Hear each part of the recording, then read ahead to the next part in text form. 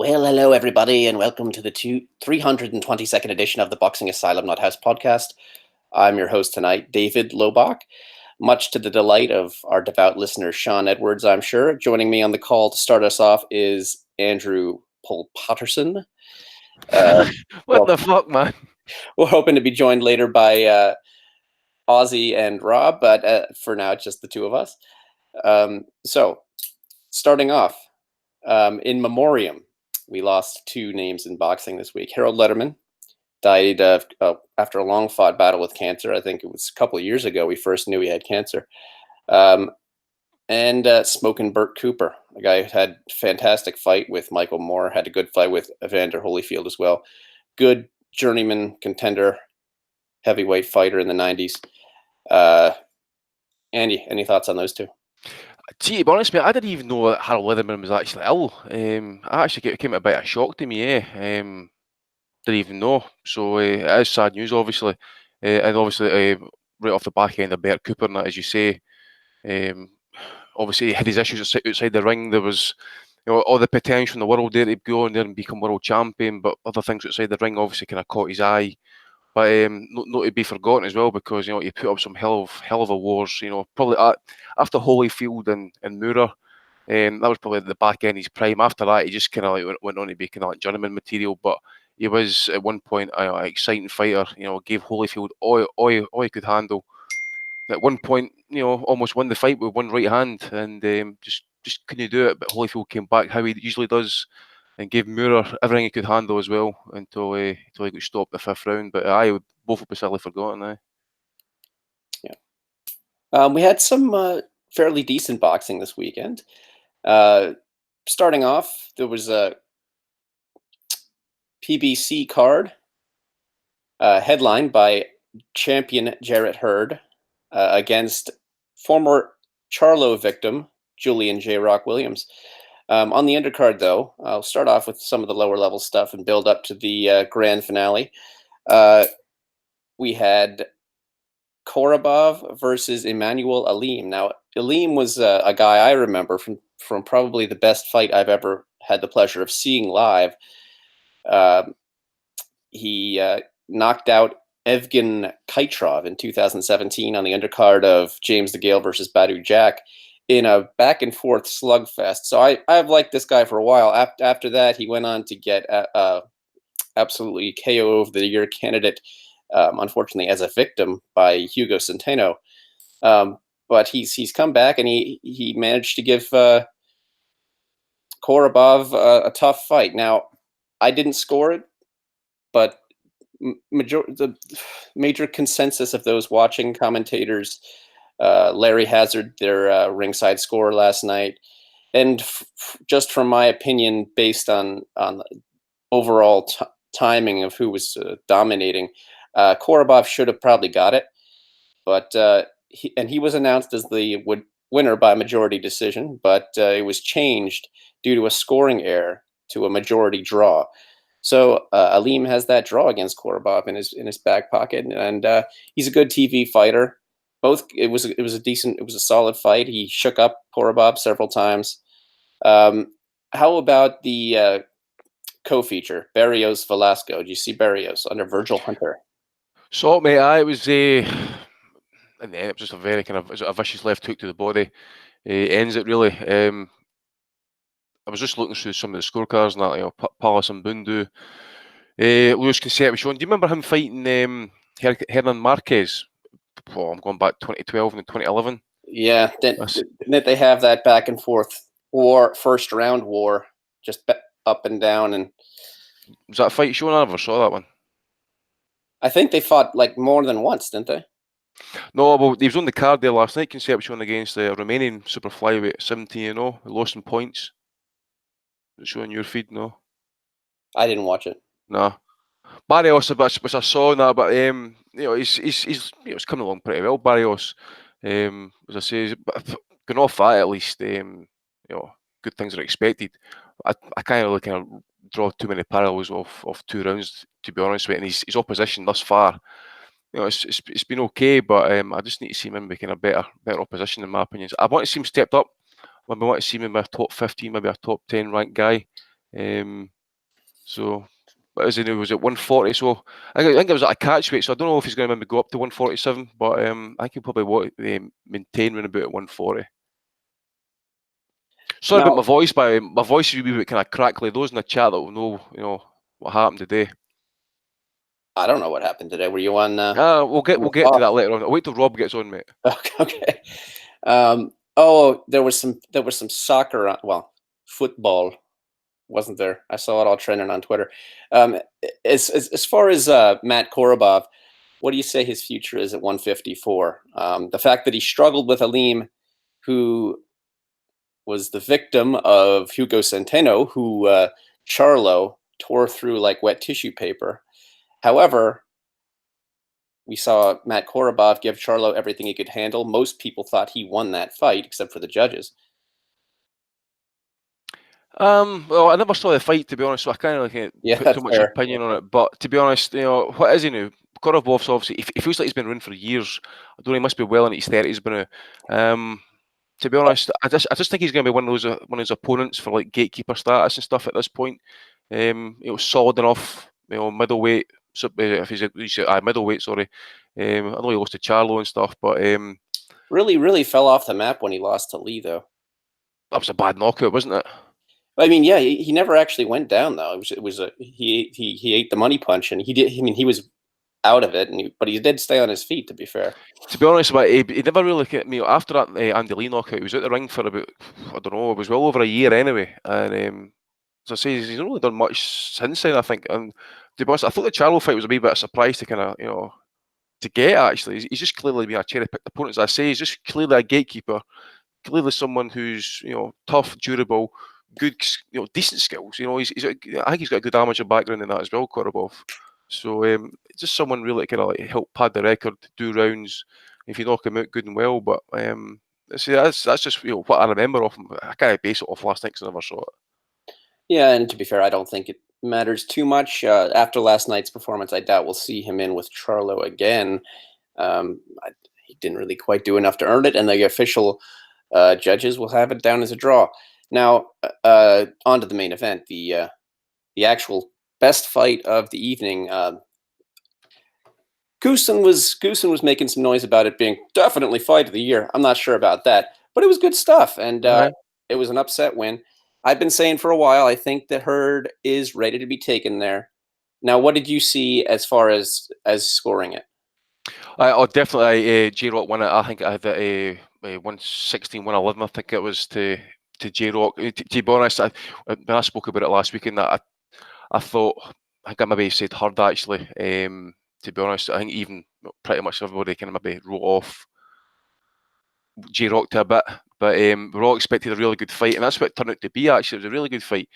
I know what you're saying. I mean, it was always a kind of concern with Hurd in that. Was he still going to catch up with him? I really don't know. But last night he was well beaten, in my opinion. The jab was absolutely fantastic from for J-Rock. I mean, the knockdown obviously helped in that, but I just think as the fight wore on, he just got more into control, especially around about the fifth and that.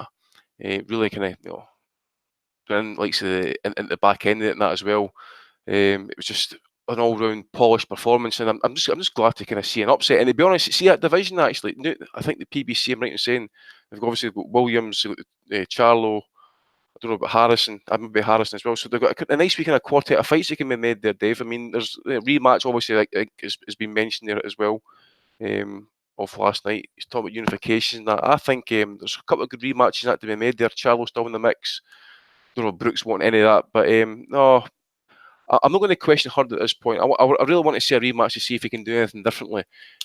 Last night he just he couldn't hurt J-Rock. I just thought he was just watching it. I just felt, my opinion, that was he just wasn't going to be denied, and he finally got over the line in that. I mean, I say people doubted him, and it just shows to show, what is it, 2-3 losses in the record, and that he kind of write off a career and just comes back and shows you.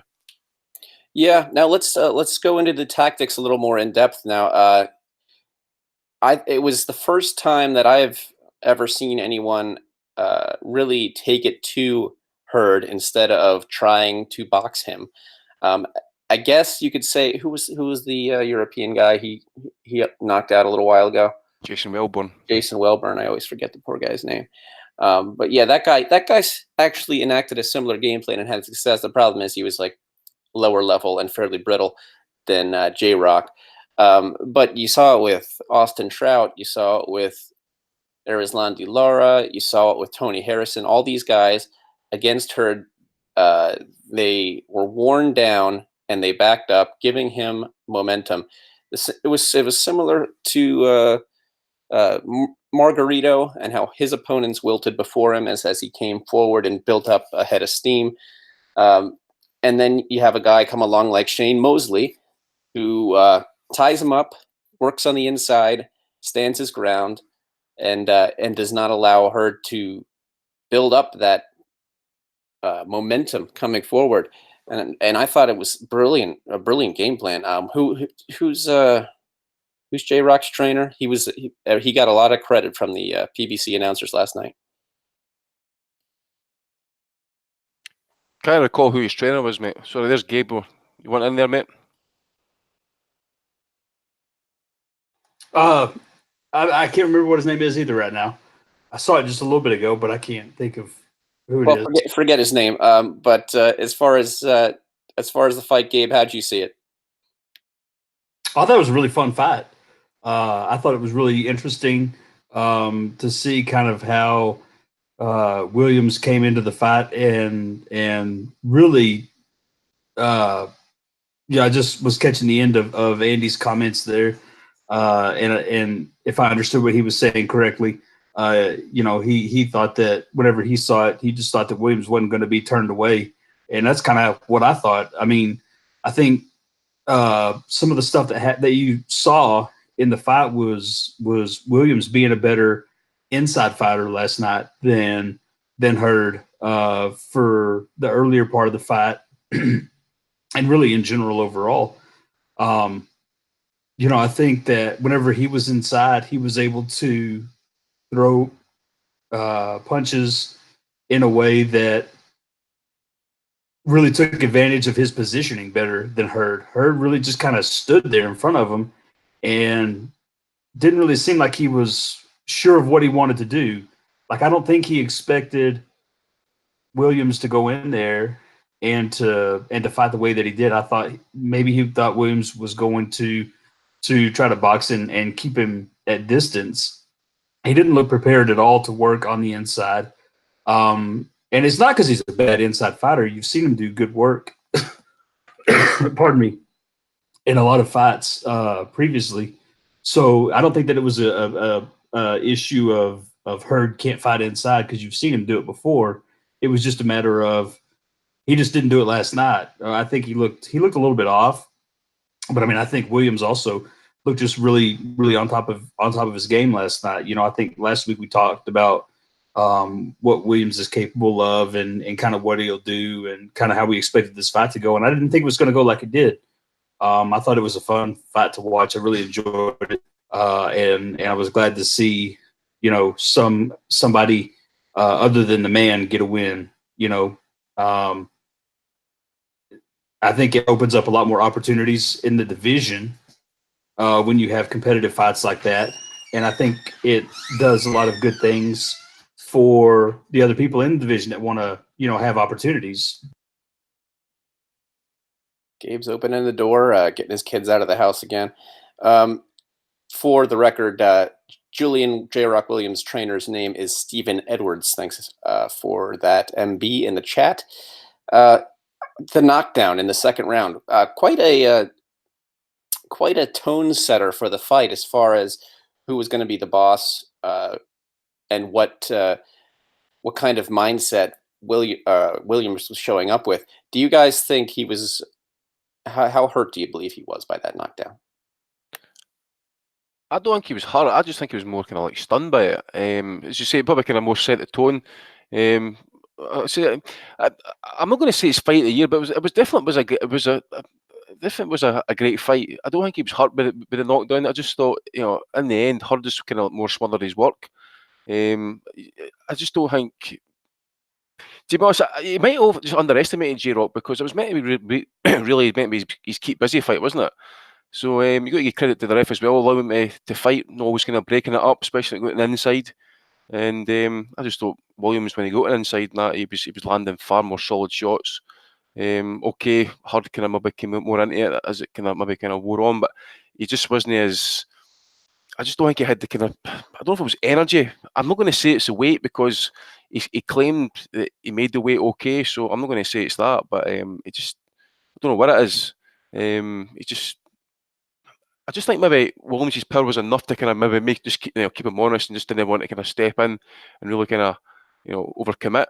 But definitely without question, Williams was more than a worthy winner. But for a knockdown, I don't think he was totally hurt. More kind of stunned or buzzed. I'm not even sure if it was the weight as much as stylistically this is a problem for him. I mean, we see Jarrett Hurd get lit up in pretty much every fight. Guys eventually tee off on him. Jason Wellborn teed off on him. But nobody with the kind of punching power of Julian Williams has ever really teed off on him. And I think that really kind of was a definite difference in the fight. Ozzy just joined us. Have you seen the biggest fight of the weekend, Williams Hurd, Ozzy? Hello. I saw bits and pieces of it. I haven't watched every second of every round, but I watched the majority of it. I was quite surprised actually, but very impressed by Williams as well. Thought he boxed tremendously well. I wouldn't mind seeing the knockdown again because when I saw it a couple of times, did he land flush with the when Hurd went down or not? No, it wasn't really. It didn't really look like a knock. It didn't really look like he connected with any sort of punch, really. That's why I don't think he was hurt. That's why I say it was more kind of stunned that he lined up on the bloody floor. But he threw a right hand when he went down there, but the right hand never seemed to connect. So was it the left hook? It was the left hook. I was going to say it must have been the left hook, but even then, I didn't think that landed. It glanced off the temple. Yeah. And it was a good shot, like it was thrown with bad intentions. So even though it wasn't a good, clean chin shot, like it like shook him up a little bit. But I think it was also a balance issue too, because he was against the ropes. And Williams was kind of pushing him. Gabe, you had a thought on the knockdown? Yeah, not necessarily the knockdown, but what you were talking about just a minute ago with the not having seen somebody really tee off on him with the power of Williams. I don't recall anybody that was as similar in size as Williams was compared to Hurd. It seems like everybody else that he's fought recently, I mean, as far as my memory can go, didn't have a similarity in size. And so I thought that it was interesting because, Williams has been known as a guy who can bring some power, but also that the size similarity, I think, played a huge difference. Like, I don't think Hurd has really felt like anybody could hurt him because they haven't been able to. But when he gets in there with somebody more his size that can actually crack a little bit, I think that's part of what made the fight go the way that it did, because it kind of changed his mentality on how he approached the fight, and he wasn't as carefree to let his hands go as he was when he was facing somebody like Erislandy Lara, who is a solid puncher, but who's not necessarily a real firecracker when it comes to the power that he brings. I think a lot of Lara's is the speed that he brings as well. So I think that was another big part of the reason why you saw J-Rock Williams do as well as he did. I think it's the last we'll see of Hurd at 154. You think so? Yeah, I think he'll go up. He's absolutely massive. I know he is. He's the same size as Pavlik, by the way, height-wise. He's huge, and the fact that he can get down to that, and I mean, I've got to admit, he doesn't look horrendous. Like some fighters can look really, like really bad in making weight. I don't think he looks bad in doing it, but at the same time, it must be taking him out. I mean, I thought he tired down the straight.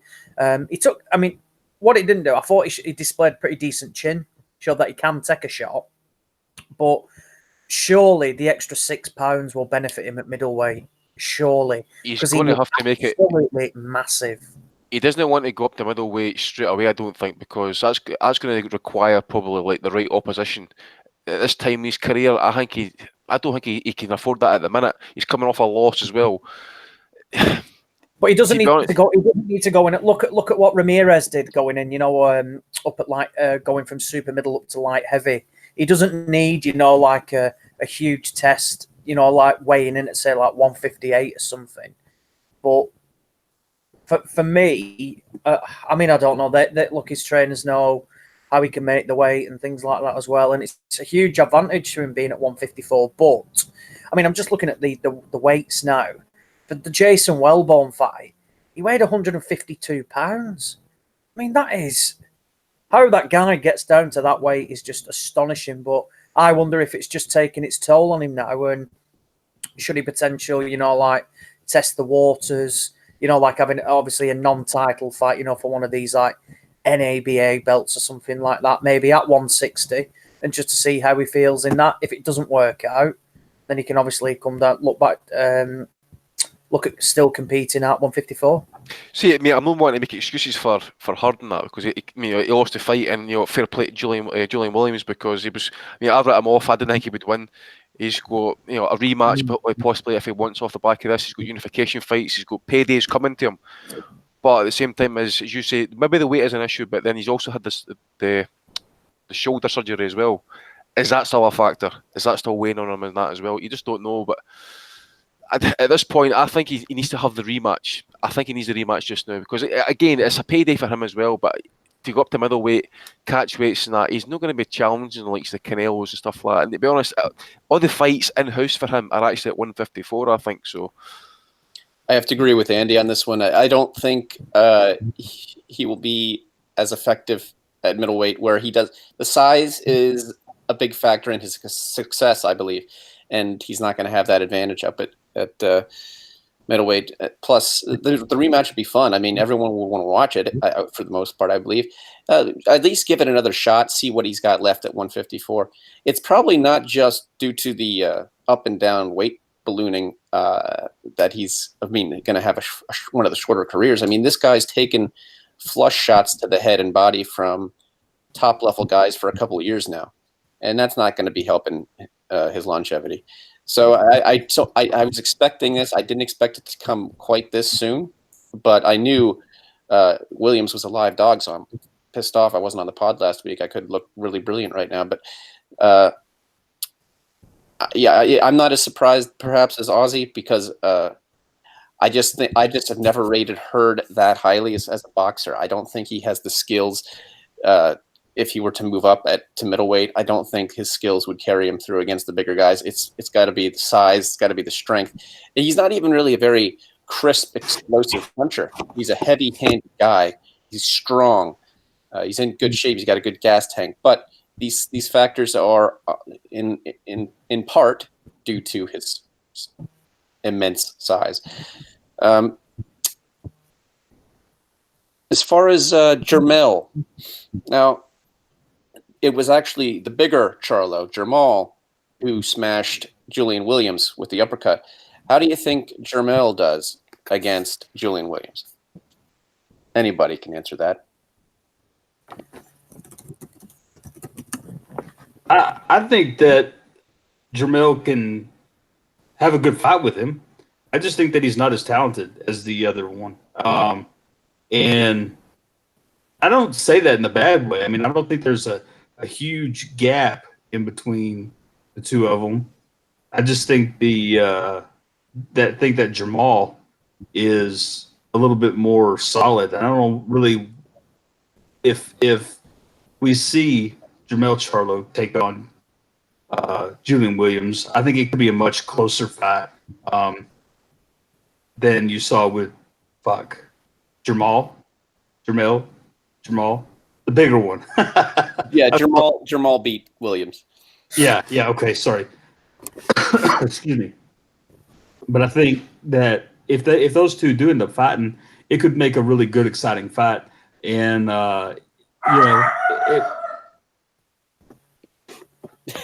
Joe Gallagher appeared, I think. I was going to say, I think Joe Gallagher's just been caught sneaking into whoever's house the dog is there for. So You better get the gun out, Dave. Gabe. Dave's got his pistol out actually as well. Yeah. Get it loaded. What's Joe Gallagher doing down in Texas? Anyway, Sniffing Maybe a bumholes. couple of dogs that he's interested in. I can't win. I just can't win. Little fuckers opening the doors, fucking dogs yapping. so Somebody else take over. I'm done. Jarrett Hurd came to the ring last night in a sort of very unique fashion. Played there. His intro was played by the Washington Redskins band. I wasn't that impressed by the quality of their playing, but might have been the room. And then I thought for a sec, hey, at least it's something new. And then, of course, his brother, known as Young Slick, ended up hip-hopping him to the ring, just kind of mumbling into the mic. I couldn't understand a damn thing he was saying. So that was kind of disappointing. And I'm kind of glad he lost just for that. That was real hate, by the way. Fucking hell. Oh, I'm just so sick of it. Like, don't walk to the ring with some guy with a mic and you can't hear a damn thing. It's just awful, and it does not get. Well, maybe it gets some people pumped. Doesn't get me pumped.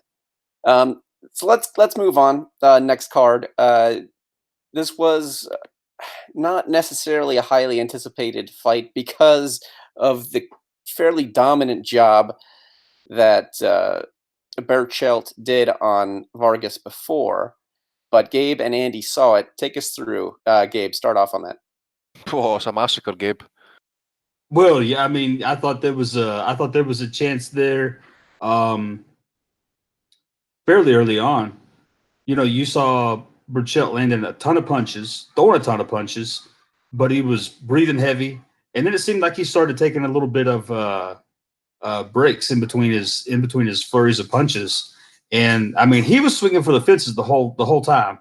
If you go back and watch, I mean, he was really trying to maximize power on every single one of his punches. So it was kind of as expected in that regard, because that fucking Vargas isn't going to block a punch. It just doesn't happen. He's not going to slip a punch. I don't even know if he understands the meaning of the word slip. He has no defense at all.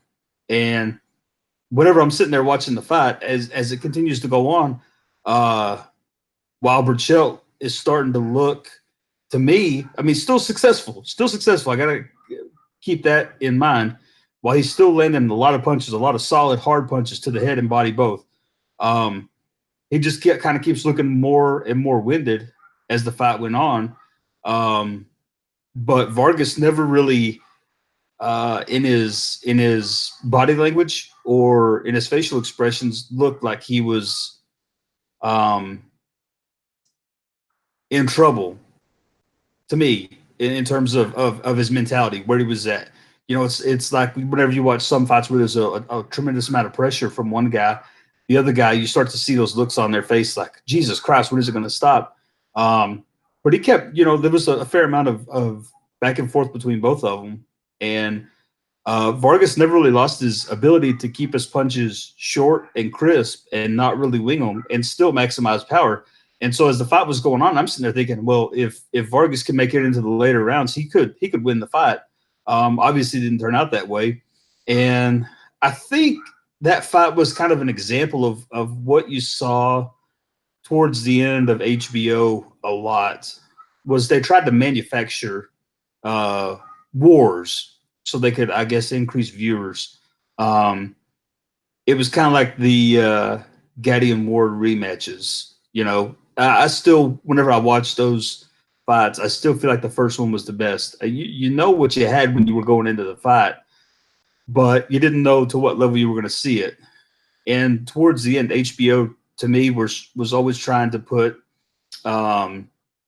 guys in together that had the style to on paper set them up to go to a war. And so the fight really, I mean, I thought Barchill was going to win when it started and into last week, and then Vargas comes in. And like I said, he was taking a tremendous amount of punishment, so the stoppage was fine. I don't have any problems with that. I just was hoping that we could see it go a little bit longer, because I thought that Barchill was going to be able to make a target, standard, sitting right there in front of Vargas, which is whenever it really would have have benefited Vargas to be able to make it to the late rounds. But, you know, whenever you take that kind of punishment throughout the whole fight, you're just not going to last that fucking long. I mean, it's just all there is to it. Andy, what was your assessment of the condition of Vargas at the time of the stoppage? Was he done? Or Yeah, okay. definitely done, mate. I mean, to be honest, I asked the question during the weekend that would he get stopped. People thought I was trolling, but I was just generally asking, really, because I know he'd been through a lot. I mean, obviously the 2 wars and that, but he'd been away for facial surgery and got his eyes fixed and his face fixed and stuff. But you could see it, you know, well into that, you know, after round 4, he's all broken up and bloodied and stuff. And Conor did the right thing in pulling him out, because it was just, you know, when it did get in close and that, it was just, you know, he did his best, but the damage he took, you know, if he took that maybe 2-3 years ago, and that he definitely would have been able to fire back. He just couldn't really kind of respond like, you know, like he would have. You know, his eyes began to swell. It was bloodied. It just became one-sided. Really, that's all it was. So yeah, it's just, I think, to be honest, I know he's only got like, what's that, 3 or maybe 4 defeats in his record. Doesn't sound like much, but I think really he needs to retire, actually, because as I say, he's had a lot of injuries, a lot of, you know, heavy wars, a lot of accumulation of punishment. Plus, you know what those Mexican gyms are like in that, for, you know, some of the sparring wars and stuff like that. So you think it's maybe time to hang them up, in all honesty. But as for Barchill, I mean, he's talking about he's wanting to unify next night. He's calling it the Japanese fighter I think he's a WBC champ at the minute. So no, I think he is actually WBC champ. But no, he's not. He's WBO champ. So maybe he's talking about he's wanting unifications next and stuff like that. So that sounds like something. But I was kind of more thinking along the lines of, like, say, that maybe Top Rank were trying to, well, Adam was maybe trying to kind of protect him a wee bit, because obviously he's got this ESPN date now, isn't he? So he needs dates, he needs fighters, he needs guys to kind of sell and stuff. So, but yeah, I mean, if the Japanese fighter comes through, I think he's fighting an American as well. I think what's his name? Is it Harrell? Forget his first name, but yeah. So if that comes off good and well, because we obviously want to see unification, we want all to have like one champ per division and stuff like that. So hopefully that comes off. Andy, thankful that at least Vargas had a reasonably responsible and merciful corner. However, in the co-main, there was some definite controversy there, and we probably should have seen a more responsible corner. That wasn't pretty. Who saw Isaac Dog? Now they're all pronouncing it Dogbe. I guess that's the correct pronunciation, even though it's spelled Dogbo. Who saw Dogbe absolutely take that? I'll briefly say something, because obviously there's Rob and that's come on as well, and Aussie's maybe want to mention it as well. So it was back to, I felt sorry for him, actually, because listening to his dad, I think it was after round 9 or round 10, I think it was, and his dad's talking something. He said something to him, and it was mentioned on the broadcast and that as well. You know, he says, "Doesn't it make sense?" And then he goes and sends him back out and the fight and that. I mean, it was clear by about what, seventh round that he was taking a beating. He wasn't going to do anything. He wasn't going to change the fight. To be honest, I thought there was going to be like more of the same. We spoke about it last week, and that, but I wasn't expecting that. He got absolutely dominated, and as I said, I felt sorry for him. It shouldn't have went that far and that long. And in my opinion, and as I said, I've heard him being interviewed before. I've heard a wee bit of his backstory and that, about the financial situation and stuff like that. That, as a kid, I think, in my personal opinion, who is shit scared, or of his dad, who basically dominates him, in my personal opinion. Just looking at that there last night, if you see your son, honestly take a beating like that for that long, surely Christ, you'd have stopped up there and stopped the fight way before sooner than what you did. I felt absolutely sorry for him, but take nothing away from Rodriguez. That he was absolutely fantastic. Did what he had to do in that, but yeah, it was sad to see that, actually. Rob, did you see any of this card?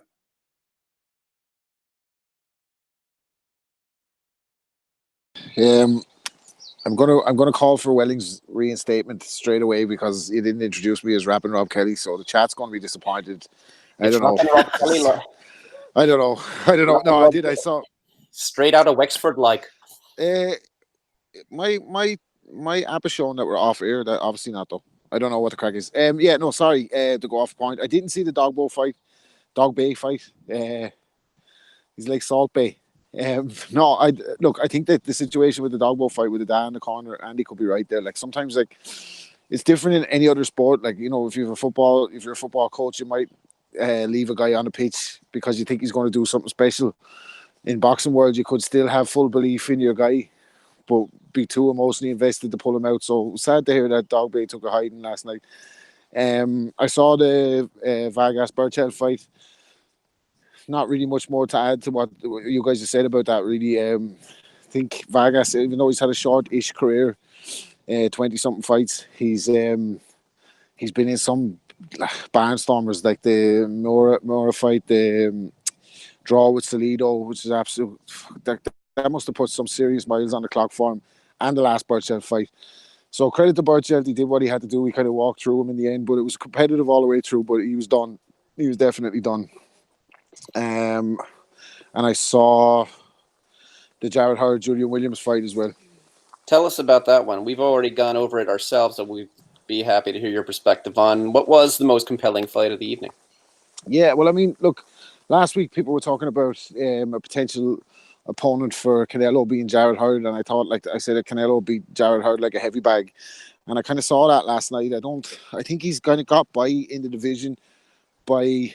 It's kind of cliched about Jared Hurd, his size, and you know he's a weight bully, they say, but he's kind of neglected a lot of fundamental stuff that he should be doing better, and just elects to use his size. And even the knockdown came from him trying to force Williams back onto the ropes, just bullying him, like just laying his full weight on him, pushing him into the ropes, keeping close distance between them. And Williams actually used his weight against him. He was looking for room to punch. As you could see from the first knockdown, he's kind of turning him off the ropes, and then he lands that shot on the temple, coming off the ropes, and follows it with a left hand. So I thought Williams was absolutely sensational last night.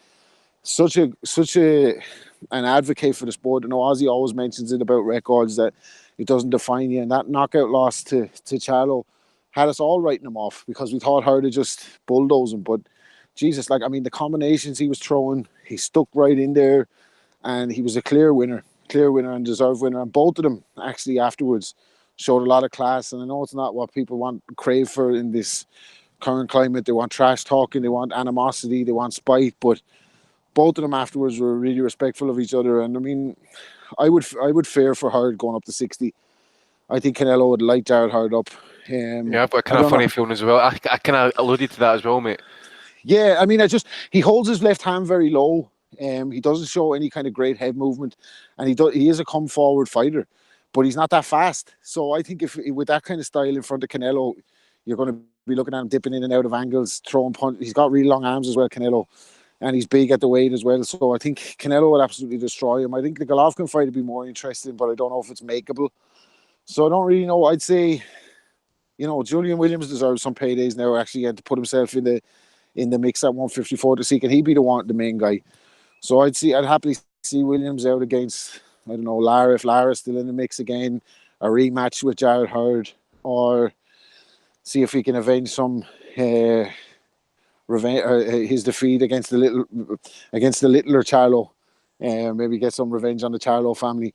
But he's a great guy, like, and he you know, I was listening afterwards. He got so emotional in his speech afterwards when he was being interviewed in the ring. It just shows how much it meant to him that he's overcoming. And he even commented on it. He was like, you know, a loss doesn't stop writing off fighters when we have a loss. Anything can happen. It's boxing. When we're fighting each other, when we're all fighting each other, one of us is going to lose. But I thought he was absolutely superb last night. Brilliant. Yeah, Dave, did you see that J-Rock actually tweeted Adam Abramovich? Did you see that? That was brilliant. He shot him. Adam's like, "Oh, great job." Oh, I gotta look it up. Well, I'll look it up in a sec, but we can actually put that up for Belly of the Week. Clearly a cool guy, interested in the sport and not just his own career. Like you'll often see him on Twitter, like getting down with the fans, talking about the fights of the weekend. Seems like a cool guy, Philly warrior, and I mean, it's really a phenomenal turnaround from what we thought was like this you know, solid guy, but had a glass chin and probably wasn't going anywhere. He's really turned it around to, I think, like Hurd was probably the number one guy at 154. now who is? I would have to give it to Williams. Like that's the thing, mate. As you said, he's turned he's turned it around, but the whole division's been turned around. Obviously, because you got Tony Harrison beating Charlo. Obviously, we've got the rematch. We'll wait and see what happens there. But obviously, as Rob says, Williams, and I've mentioned it as well. Williams has now got 2 belts. He's going to have paydays coming to him. Munguia's belt's now vacant, I think. And I'm assuming right in saying I think Williams might have been actually high ranked in that ranking as with WBO as well. So they might afford him the opportunity to try and unify with that belt as well. So maybe against Hogan. Maybe Hogan will get a possibly, shot at the WBO now that Munguia's gone up. Actually, do you know what? I wouldn't rule out Harrison beating Charlo. We'll probably get to it, but I wouldn't rule out Harrison beating Charlo again, and Williams and Harrison ended up in a humdinger down the line. Aye. The other thing, Sergio Garcia, Aussie, was that the one that appeared on the Matchroom show? Who's that? Sorry, Sergio Garcia, the Spanish guy. Yes, yeah. Was it Cheeseman he beat? Yeah, well, didn't just beat him; he absolutely battered him. Battered him up, he's the European champion. Oh, he's ranked second with WBC. Oh, is he? Oh, right. So that's what I'm saying. As I say, as we were talking about that, I mean, obviously you've got that wee kind of quartet there. So you've got Charlo, Williams, possibly Lara. A wee kind of like selection of fights possibly. If Hurd's want to try and make the weight, throw him into the mix. You've got fuck Brook, he's forgotten. Trout, I don't know what's happening with him. Lubin. So all of a sudden, that division, which was kind of like looking kind of meh, it's now kind of heated up, and it's just off these 2 victories. Harrison and Williams kind of really turning the division on its head now. Well, Austin Trout, I can answer that for you. He's scheduled to fight the phenomenal Terrell Gaucher. So, oh Christ, we'll score a line under that one, Dave. I'm looking forward to that. Yeah, but I mean, it's fair enough to Austin Trout. He's had a reasonable career. He's fought his ass off a lot of times. Usually come up short, but there's also you didn't mention Harrison there, who I think has proved that he's a guy who can come again as well. That was a really, really good performance he had against Jermell Charlo. Did he deserve to win it? I don't know. The commentator certainly didn't think so. I lean towards yes, he did. But either way, he got the win, and that's an interesting rematch we're going to see. According to someone in the chat, Hurd is indeed prioritizing his rematch with Williams. So there you go. Stay at 154. Yeah. Knew it. That would be, I think, a smart move, and I think good for the fans. About that that tweet from Adam Abramowitz, Julian J. Rock Williams on Twitter, 7-1 underdog. Thank you to everyone that doubted me. Hashtag and the new 7-1. That's ridiculous. Adam responded, "You fought wonderfully. Happy to be there tonight to witness it." And J. Rock responds, "I knew I would win, especially when you picked against me." Again, facepalm. But Adam took it on the chin with. You kind of get it right all the time, But yeah, that's great that he just like. I got it wrong. Well, I think we all got it wrong last week, did we not? Big time. I picked against him. I picked him to get stopped. I thought he was going to get stopped, but the performance, the display from him, the grit, and the class that he showed as well. He didn't just win it. Kind of like barely get over the line. He dominated, I thought, and he always had the answer in the exchanges. Always had the final say, landed more clean punches. I just thought he was brilliant last night. But I think that Charlo is a bit fragile, is he? I saw a clip with him with Leonard Elby. I think it'd be really easy to get under the younger Charlo brother's skin, and I don't really see him sticking around. I think if he loses against Harrison, that's him over for a while. He's at the bottom of the pile again. Lines only, baby. Well, Steve Wellings was a big proponent of the Charlos as when they were still both undefeated. I guess the elder still is technically undefeated, although a lot of people believe he should have lost to Korobov. Now there was a card on Friday that I didn't watch because I can't say I give a shit about these guys. Is this the British card, Dave? Yeah. Was it Frank or was it Matchroom or was it Maloney? It was Miss Matchroom. I would imagine Aussie is probably the best one to go to here, Dave, because I only watched who was I was just about to go to Aussie. Gordon Gill, that's who it was. Gordon Gill getting stopped. I was surprised at that one. Like. Yeah. And Dave Coldwell was quite emotional about it. To be fair, you can't really call it Miss Matchroom if the guy there the guy they're hyping up there got his ass Dave, kicked. did you see the heavyweight guy? It was on the Oh, card. that guy was like 400 pounds. 400 quid. Fuck me, man. He should have been donated to medical research. He was that fucking big.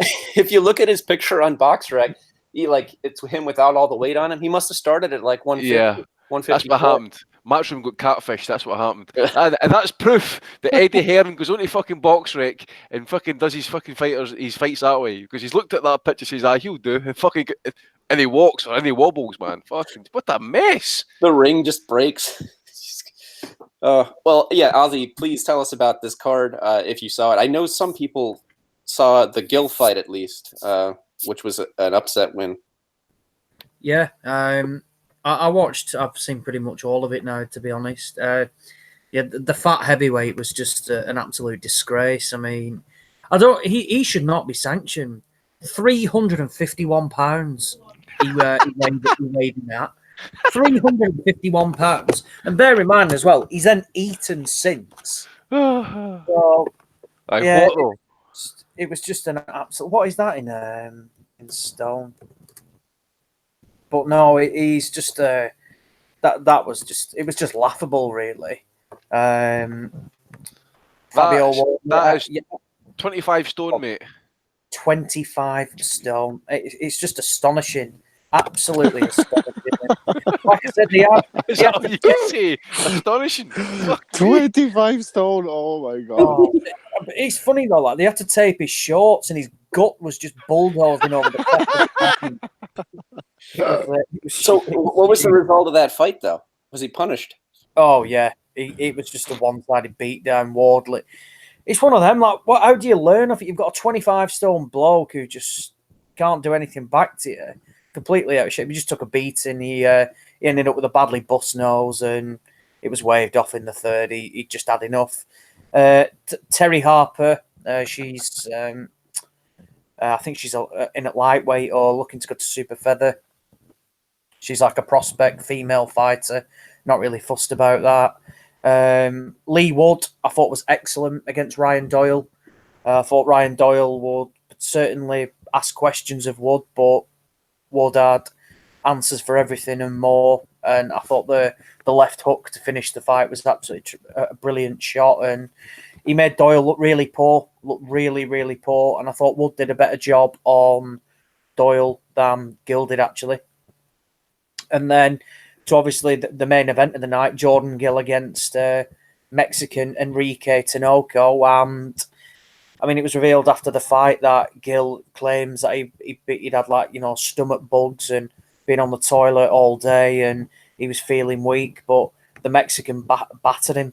He just didn't like it to the body. Thought Gill won the opening couple, and then after that, Tinoco just took over. Realised that Gill couldn't really cause any problems with his punches, and he just invested in the body regularly. Gill didn't like it, and yeah, it's a damaging defeat. I mean, they were talking about Gill potentially challenging for world titles by the end of the year. Well, that's certainly off the conveyor belt now, and they're looking at the rematch. It's probably the best thing for him, and if it was solely down to illness, then it just proves, doesn't it, that you've got to be at 100% getting into a ring, because particularly at this stage, no matter what stage of your career, if you're not fit and you get beat, don't come out looking for sympathy and excuses. Oh, I was ill, I was on the toilet. Withdraw.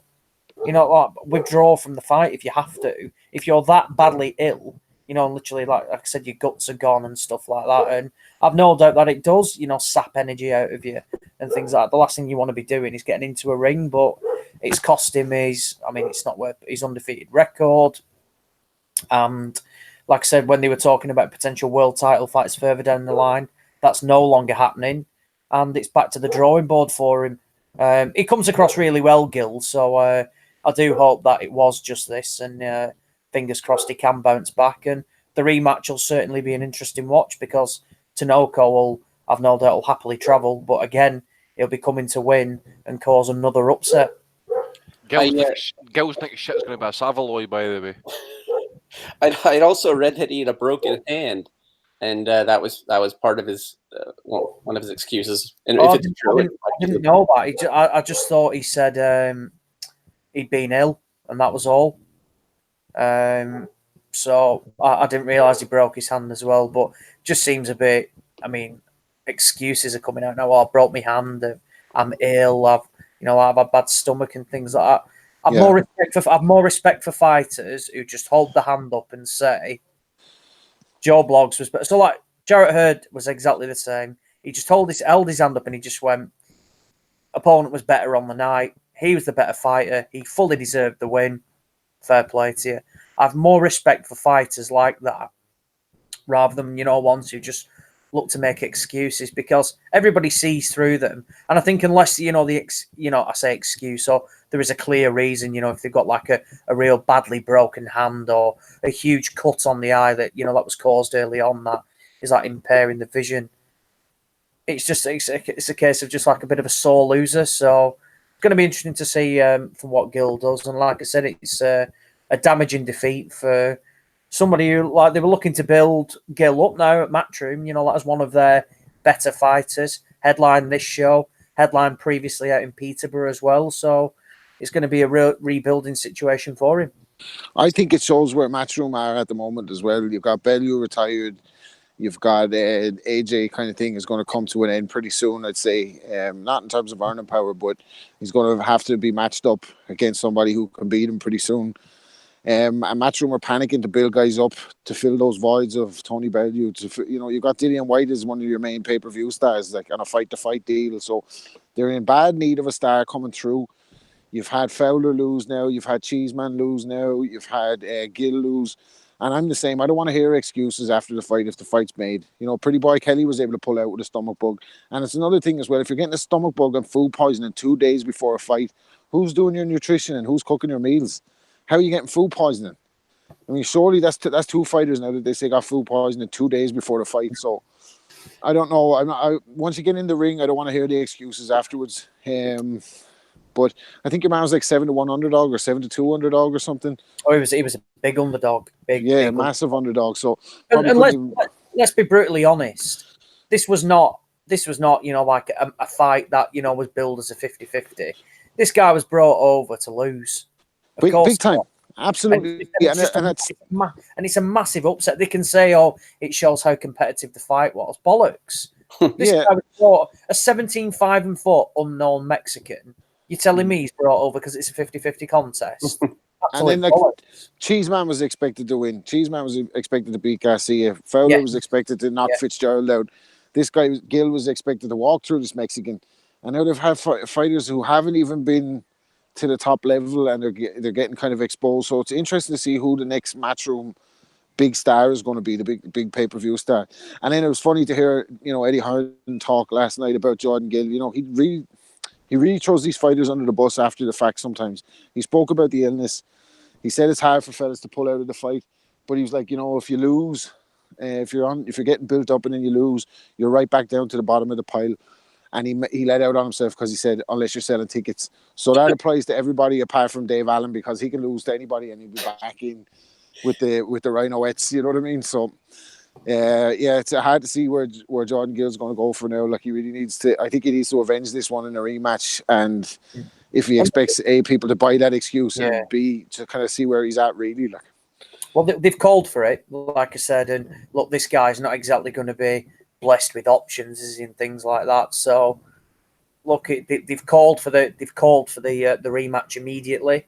So there's no reason why it can't happen later down the line and in the next 3 months or something like that. But it's going to be a big one. Lewis Ritson's another one, Rob, who they were hoping, to pin high hopes on, and exactly, and a ticket seller as well. Building him up as the Geordie Golovkin, and then came unstuck. No shame to losing at European level, but badly came unstuck, and now again he's like back to the, like lower down the pecking order. They're in a transition stage at the moment. I think it's fair to say that a real transition stage of looking to build their next line. Like cream of the crop and big pay-per-view stars. And being brutally honest, aside from Anthony Joshua, Dillian White is probably their biggest name after that.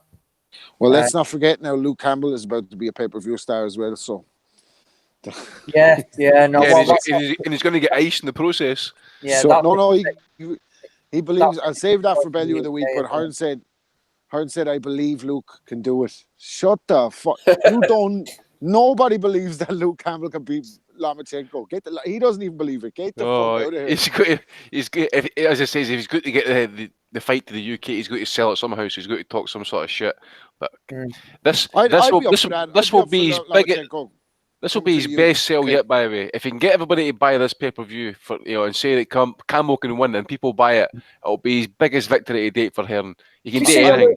Have you seen where they're on about going though? They're on about going to the where Hull City play football and taking it outside. What a shithole, man. That will be a difficult sell, that, because look, Campbell is not the big ticket seller and things like that. It's probably the biggest amount of tickets he's done is probably when he fought Tommy Coyle up in Hull, and that's literally like the Battle of Hull. That's what it was billed as. But in reality, like I said, he's the last time he fought in Hull was against some unknown Spanish guy, I think it was, and prior to that it was against Coyle.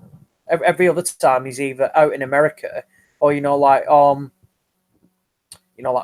just he's basically an undercard filler, Luke Campbell. That's what he is. So to one go from positive that, of it. Sorry, as one positive of it is if Lomachenko comes to the UK, I think that's a good opportunity for an asylum meetup. Because I think we'd all want to see Lomachenko in the flesh. I'd be up to traveling to see that one. To be honest with you, I wouldn't pay for it if it was on telly, but I wouldn't mind going to see Lomachenko actually do his thing in the ring. Well, I think that's what he would do. I think a lot of people would want to go and see him in the flesh. So similar to it's a bit different. Like Bill, you had the. I've actually met him in the flesh. I actually wanted a picture with me. He called me over and that, So I didn't need to go and see him. Understandable, Andy. I know. He knows who you are. Clearly takes your opinions on board. So I believe you asked him for $20 for a picture, though. And couldn't understand a fucking word I said to me. Couldn't understand a word I said to him. He was like, "You talk too quick, man. What the fuck?" Brilliant. I'd say he's a bit of a dick, but at the end of the day, if you had his skill and talent, you're bound to have an air of arrogance. So that's what I said. That's what I said at the time, mate. See, when I met him and that, it was just you can see it. He can only lose because of him, because he's that arrogant and stuff. You can see it definitely. But at the end of the day, see if you're that good, people wait. See me pull your dick out, and it's that big. People wait. By the way, that's what he can do. I actually love it.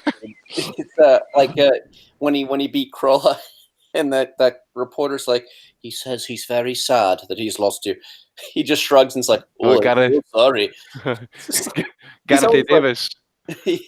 Yeah, Gareth Davis. I guess he was trying to elicit some sort of sympathy. Moment. Yeah, it was one of the Adam Smith moments by Gary Gade. He was like, he was trying to fucking say, like the Adam Smith moment. He says, he was so brave, so very, very brave, but he's away to hospital. Everyone just laughed. I love Lomachenko in the interview he did recently about Gervonta Davis, and he gave it in Ukrainian. That's on his YouTube channel. Aye. Yeah, and he looked like Stallone in Cobra with the sunglasses, and he was like, "I'm going to make him pay for everything that he said when I get him in the ring. I am going to basically saying I'm going to torture Gervonta if I ever get him." He will fuck him up by him. I'm telling you right now. That would be beautiful. I would love that fight. And I don't think it's completely a foregone conclusion either. I mean, I would pick Lomachenko, but Gervonta's a phenomenal athlete. I don't know if he still is. I mean, he was. I think he's a live dog for 4 rounds in that fight, Gervonta Davis. I've been saying it for a couple of years. I think he is a right little fighter, as much as an absolute moron he comes across. Like, he's definitely a top fighter, and he can punch. So he presents something to Lomachenko. But I haven't said that. I reckon, like, after for the next 3 quarters of the fight, you're going to see somebody toy him with a guy like a cat with a mouse. Like, I think he can obliterate him in the end. And as far as Campbell, I think it's better than Crolla, at least, too. I mean, the guy's he's got stylistically something to give Lomachenko a different look. He's going to move more. He's going to work the jab. He's going to have like a work rate from the outside, and he's a longer, taller guy, I think. So at least he's going to have that going for him. I know. Got a dig on him as well, actually, to be honest. Campbell. Oh, sorry, I thought you were talking about Davis. Sorry, I was just popped into that one Oh later. yeah, Sorry. yeah. Davis is not a long. I don't think Davis is longer or taller, but yeah, he's definitely got the dig, and I assume he's faster. But anyway, speaking of fights that have been announced, we've also got Manny Pacquiao, Keith Thurman just confirmed, I think, last night. For me, it's like Pacquiao is one of the guys who got me into the sport, and I just don't want to see him go out on the floor. Thurman can punch, but it's also a very interesting fight. Like, I don't know who's going to win it. What do you guys think? Go to Gabe. Gabe hasn't said anything in a while.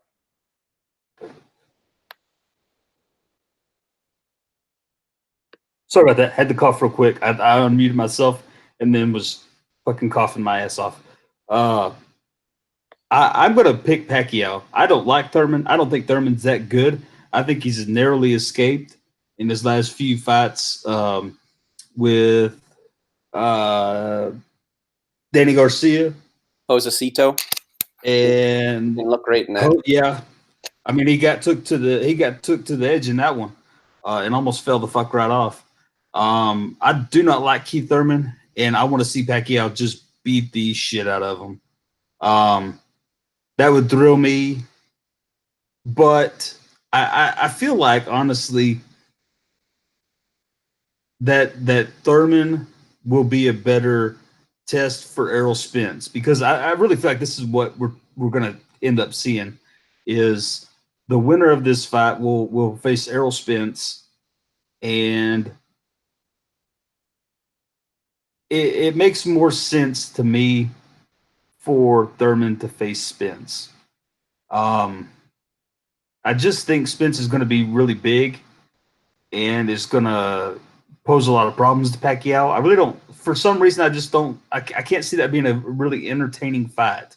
Of course, you've got Pacquiao, who is possibly one of the most entertaining fighters in ages and ages. And Spence has a lot of really solid abilities, but to me, Thurman versus Spence makes a little bit more sense in terms of what happens next. So I would love to see Pacquiao do it, but I think if the fight's close, they're going to give it to Thurman. I just don't see another way out of it. It would help them build a great fight, which will obviously be pay-per-fucking-view, because they'll do this one on pay-per-view, and then they'll go with the winner of this fight versus Spence on pay-per-view at the end of the year. And hopefully that will set up a opportunity for Spence versus Crawford in 2020. I don't see why that couldn't be done.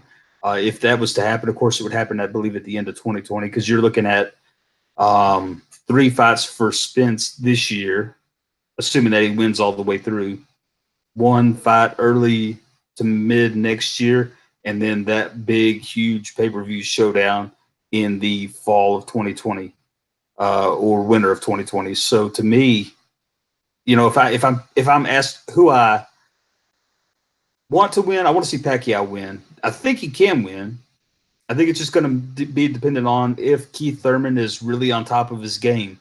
If he goes in there the slightest bit off, he's going to end up getting beat. But if he fights at the highest level that we've seen him fight, I think it's a winnable fight for him.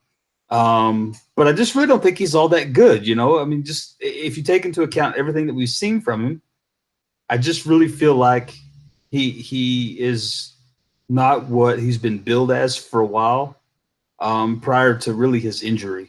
And so with that in mind, though, I do feel like for some reason, I'm not really sure, I can't think of why it is off the top of my head to give you a good, clear explanation of why. I just feel like Thurman versus Spence would be a better fight than Pacquiao versus Spence. And if that happens, that would be equally fine with me. Either way, I think it would end up being a good evening. And I guess that is assuming Spence makes it that far. I believe he has another fight lined up too. So I'm kind of looking at it from a whole perspective of future events that could happen. And I think Pacquiao will pose some problems, but I think if Thurman can box well, he has a good chance of winning. If he goes to try to brawl, he'll get beat and beat soundly.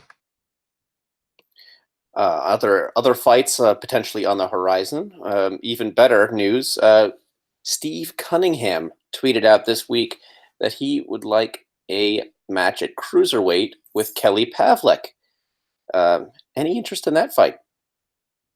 Fuck's sake. Aye, the fucking pension office probably, because that's all it is. It's a pension fight. I mean, Pavlik's no fought. When did he last fight? I think it was Martinez, was it?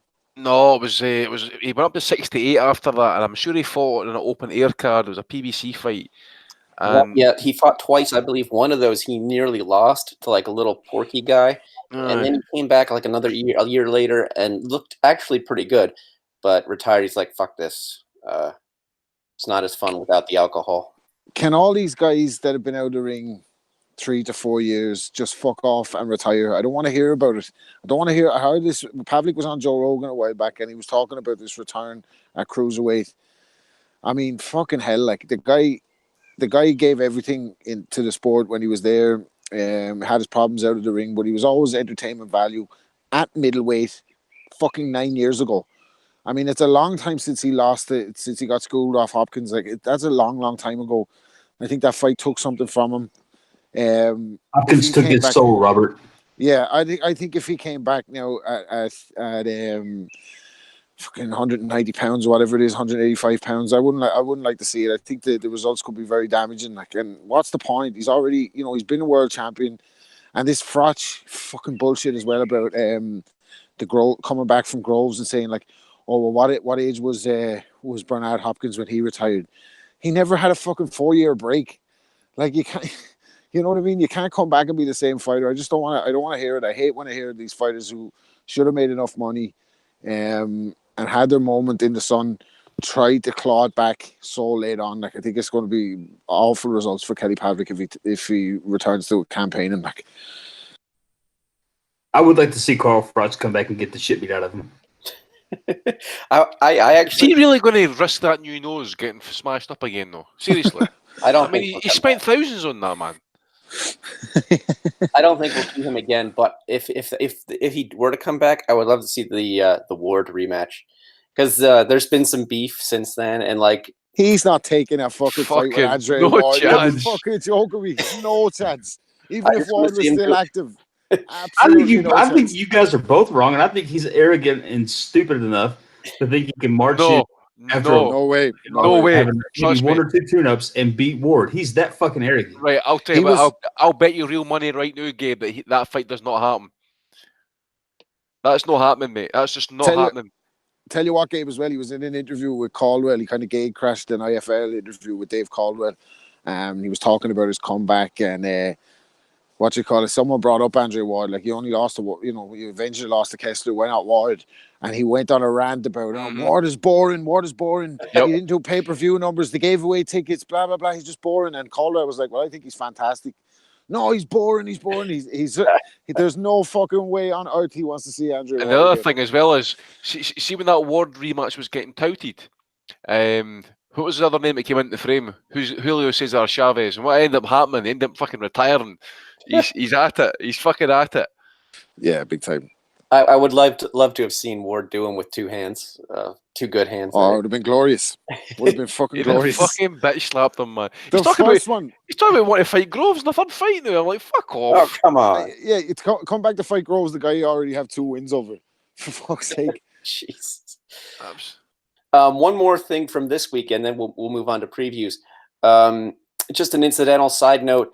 Michael Venom Page, better known as MVP, he's a pro boxer. He boxes a pro twice on some shitty haymaker. Yeah, excuse me. Use that word very loosely by a pro boxer. By the way, he's 2-0. He's 2-0 as a pro boxer. But I mean, he's with haymaker promotions. He's been on Joe Joyce cards. He was undefeated in MMA as well until last night when he got absolutely iced. So I recommend people who are annoyed by the whole MVP hype to go watch that. I mean, to be fair, he is a very solid fighter. It is a very funny knockout, though. Gets kicked in the leg, falls on the ground, tries to get up, and an uppercut just shuts the lights off. So it's fun to watch. Anyway, next week we should move on because I know we've all been waiting with bated breath for this one. Deontay Wilder faces Dominic Breazeale. Who wins? Aussie.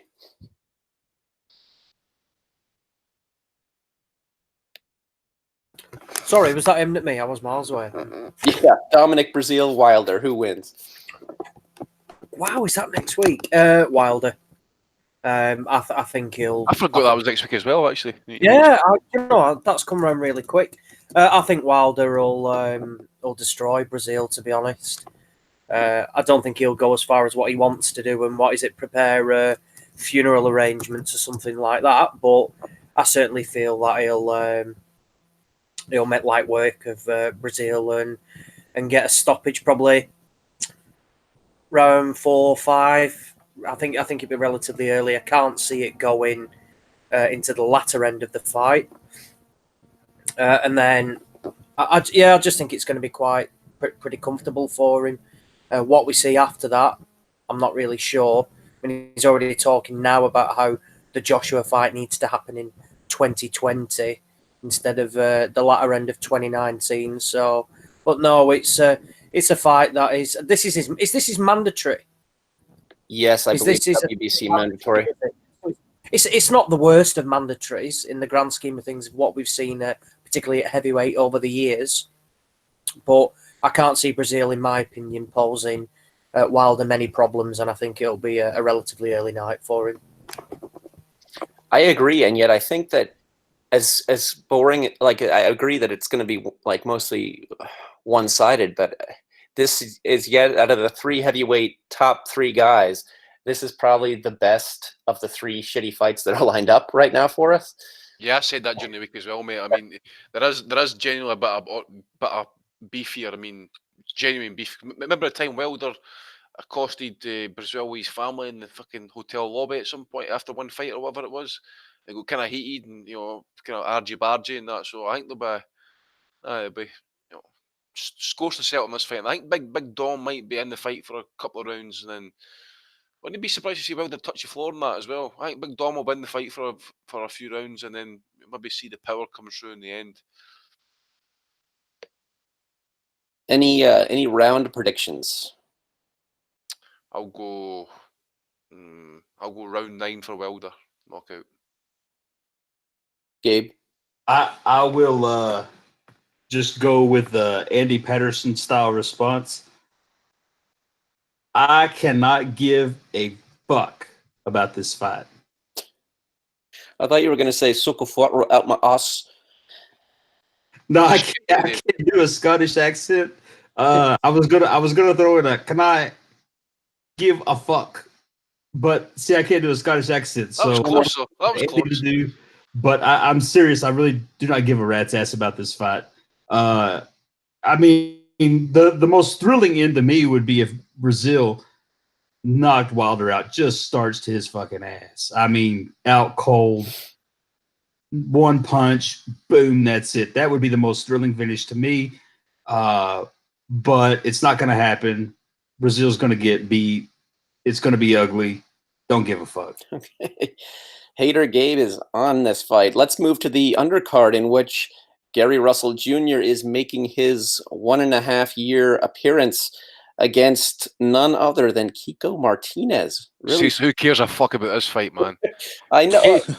Gabe's moaning about that heavyweight fight. Come on, Gabe, you can't be kidding me, man. If you're moaning about Wilder and Breazeale for this fucking fight, you are kidding me on. I mean, is anyone even going to bother tuning in? This is the co-main. Looks like. Eddie, can you do a nice? I cannot give a fuck. A nice? You want me to say it nicely? Well, Gabriel, just like you normally do. I feel very strongly about a shit fight. Well, it is a shit fight because Martinez was last fucking relevant when Frampton rematch. Shot to bits. Martinez had his heyday knocking out Burnett Dunn nearly 10 years ago. Like, fuck me. He's after getting some heavy defeats since then. I know he's game and he'll always come to fight, but against Gary Russell Jr., he's going to be target practice. Like, it's going to be an absolute fucking... Fair play to him. He's kept going, though, hasn't he? Because, look, he's had in with near enough all the big names. Look, he's been in Frampton, Santa Cruz, Warrington, now Gary Russell Jr. he's had some, and that's just recent. He's had some big fights, Martinez. I mean, he doesn't have a hope nor prayer unless literally Russell like falls over and breaks his ankle or something like that, and it's going to be one of these really weird wins. You're right. It's just going to be target practice for him. But he's, like I said, he's kept going. He's the European champion at featherweight, so he won that last time out against some Spanish guy. So I mean, he could be handedly set for life. Martinez, the cash he's earned from these huge fights, but he stands absolutely no chance whatsoever in this contest. Well, even in his prime, I don't think this would be a very particularly good fight. And we're getting well past his prime once every year and a half from Gary Russell Jr. So this is pretty poor. But as we've established before, as we've complained about before, we think Gary Russell Jr. is just in it for the money. Gary Antonio Russell and Gary Antoine Russell, who was in the 2016 Olympics and who I quite liked, and I thought he got robbed in his fight that he lost in the Olympics, Gary Antoine. They're both on the undercard as well. I have more hopes for, I don't even know who Gary Antonio Russell is, but as far as Gary Antoine Russell, more hopes for him than Gary Russell Jr. at this point. The guy's just not interested in the sport, apparently. But for real, the excitement next week will be certainly not that card. It's going to be Ryan Burnett versus Gelbert Gamera on Friday at the Ulster Hall in Belfast. Anyone heard of Gelbert Gamera? 14-5. Steve's going to be there, surely, yeah. Never heard of him in my life, but this is Burnett's first fight back since the Donaire injury, isn't it? Where he, did it ever come to light? Sorry, any word on that injury, by the way? I was just going to say, did it ever come out as to what actually happened? Was it a hip problem or was it a lower back? But I mean, he's been out for a good while now, so it's obviously good to see him back. He's gone up a weight now, fighting at super bantamweight, and he's obviously left Matchroom and he's now promoted by Top Rank. So a good opportunity for him. I saw something that basically Eddie Hearn just said, we decided not to make Ryan an offer. Surprising, really, considering he was a unified bantamweight champion, and he's certainly a likable character. Damaged goods. Damaged goods. Go on. That's why Hearns don't want to sign him. Damaged goods. Yeah, quite possibly. But no, I don't mind Burnett. I mean, I know nothing about this guy. It's for one of these fringe international belts, which I guess, I mean, he's from the Philippines, this geezer. He's quite peculiar looking, to be honest. Really odd. He looks tiny as well. So you would more than expect Ryan Burnett to have far too much for this Gelbert Gamera. But the fight of the night on that card is Declan Geraghty against Marco McCullough. This should be streamed actually on IFL, so I'd advise everybody if they can to try and watch this, because it'll be a tremendous fight. Geraghty and McCullough could both just never in bad fights whatsoever. Both don't really have a defense. They love just to take shots, and it'll be gung-ho from the off. So that's a good fight, really well evenly matched. And there's a couple of others on the card as well in terms of prospects. Lewis Crocker, Sean McComb. Lewis Crocker's in a good fight, actually, against Germani Camaro. That could be a potential banana skin for him. Camaro will fight anybody. Steve Goodwin managed. So it's an okay card from MTK for a small hole, but overall good to see Ryan Burnett and back out in the ring. And shout out to Nonito Donaire as well, who's actually flying over to be ringside so we can watch Ryan Burnett's first fight back since they boxed at the back end of last year. So I think that act of, showing what he does just shows out what a nice guy Donaire is and how legit, and it's not all an act or anything like that. Donaire even was complaining about the NHS and everything. He was that upset about poor Ryan Burnett. He was lots of complaints about the NHS and how he was discharged from hospital. But that's a real crossroads fight for Deco Geraghty. I remember being really excited about him as he turned pro because he was operating at world level. in the amateurs for Ireland, and it's not often we get a fighter with that style from Ireland. A lot of our fighters are kind of come forward fighters, blood and guts kind of thing. So when you get a guy like that with a bit of technical ability, you're always keeping your eye out for him. Talk the talk. He was pretty boy deco, but I think he's an example of like why a guy like Julian Williams is such a good advocate for the sport. Like he talked about going away on 2 separate camps for this fight, away from his family, from Philly to the West Coast. And Deco's kind of been out with if rumours to believe. I don't know. I'm not behind the scenes in his camp, but he's not applying himself, living out in Marbella. You know what I mean? He had all the ability, and he showed in the pros that he has a bit of fragility about him. Now I know he's lost 3 times, twice to John O'Carroll, who's at least gone on to show that he can operate at world level, even if he's not maybe not world level, but he can compete there. So maybe no shame in that. O'Carroll just kind of has his number, but.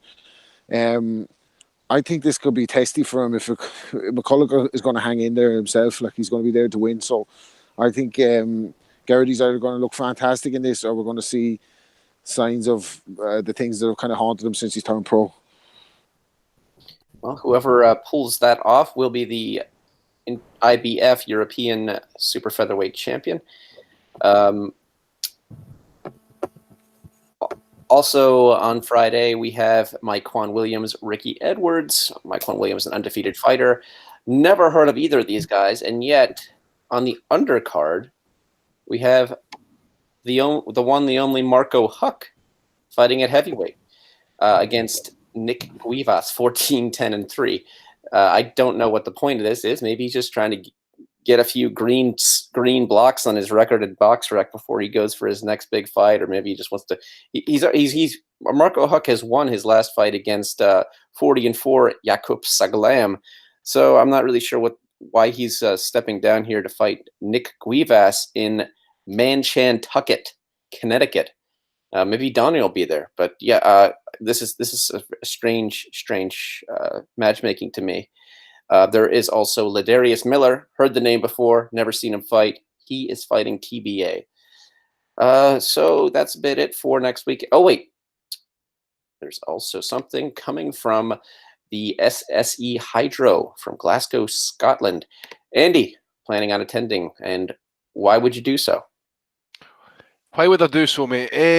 Josh Taylor, obviously, the next big thing coming out of Scotland. Tough fight, I suppose, by Ivan Baranchyk. I would probably say it's close to a 50-50 fight, purely because I think we've got the 2 guys who are at their physical peaks at the minute. But naturally, I'm going to go with Taylor in this fight. I just think as the fight's going to wear on, I mean, to be honest, Baranchyk has, he's well built. He has got decent power.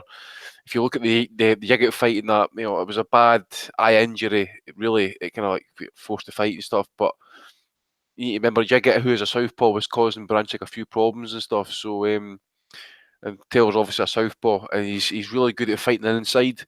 And I just think that the key punch here for Taylor in this fight will be his uppercut, probably the left uppercut to the body. And I could maybe see Baranchyk probably around about 7 or 8 rounds, maybe slightly run out of gas. Taylor can then maybe using his amateur ability, his power, just and his combination punching, just gonna make that tell. And I think he's going to win it clearly on points. I'll go something like 116, 112 to Taylor on points. If it's a stoppage, I'll be absolutely gobsmacked because I do expect Baranchyk to be in there fighting all the way to the final bell. So I'm going to go something like 116, 112. But also, one of the main reasons I'm going as well is obviously to see one fighter that I've actually managed to kind of get an eye on before he even turned pro, and one fighter I predicted big things of actually. And it's a chance to see him live, and it's Naoya Inoue, obviously 17-0, fighting Manny Rodriguez, who's 19-0. It's 2 titles on the line here also, so it's going to be good. I just want to see Inoue tested actually, but I actually want to see him go rounds, especially up at bantamweight and stuff, because obviously he's just been icing opponent after opponent over the last year and a bit. Quick knockouts and quick stoppages and stuff. So we want to see him go round, especially because I'm going to be there. I want to see him go round. So it's one of the main reasons I'm going. So I'm not really decided on this fight yet. Actually, how it's going to go. Obviously, kind of Manny's what is he now? I don't know what height he is. Not if he's got much a reach advantage over Inoue and stuff. But I just think obviously the edge and power obviously is going to rest with the Japanese man, and so I wouldn't be surprised with an early stoppage. You know, if his power's absolutely legit, like he's been doing with like Pacquiao and McDonnell and other fighters and stuff like Kono and that. You know, but a couple of years back, if he has got that legit power and he takes out a guy like Manny Rodriguez, who's a very, very good fighter in his own right, dominated Paul Butler, Jason Maloney pushed him.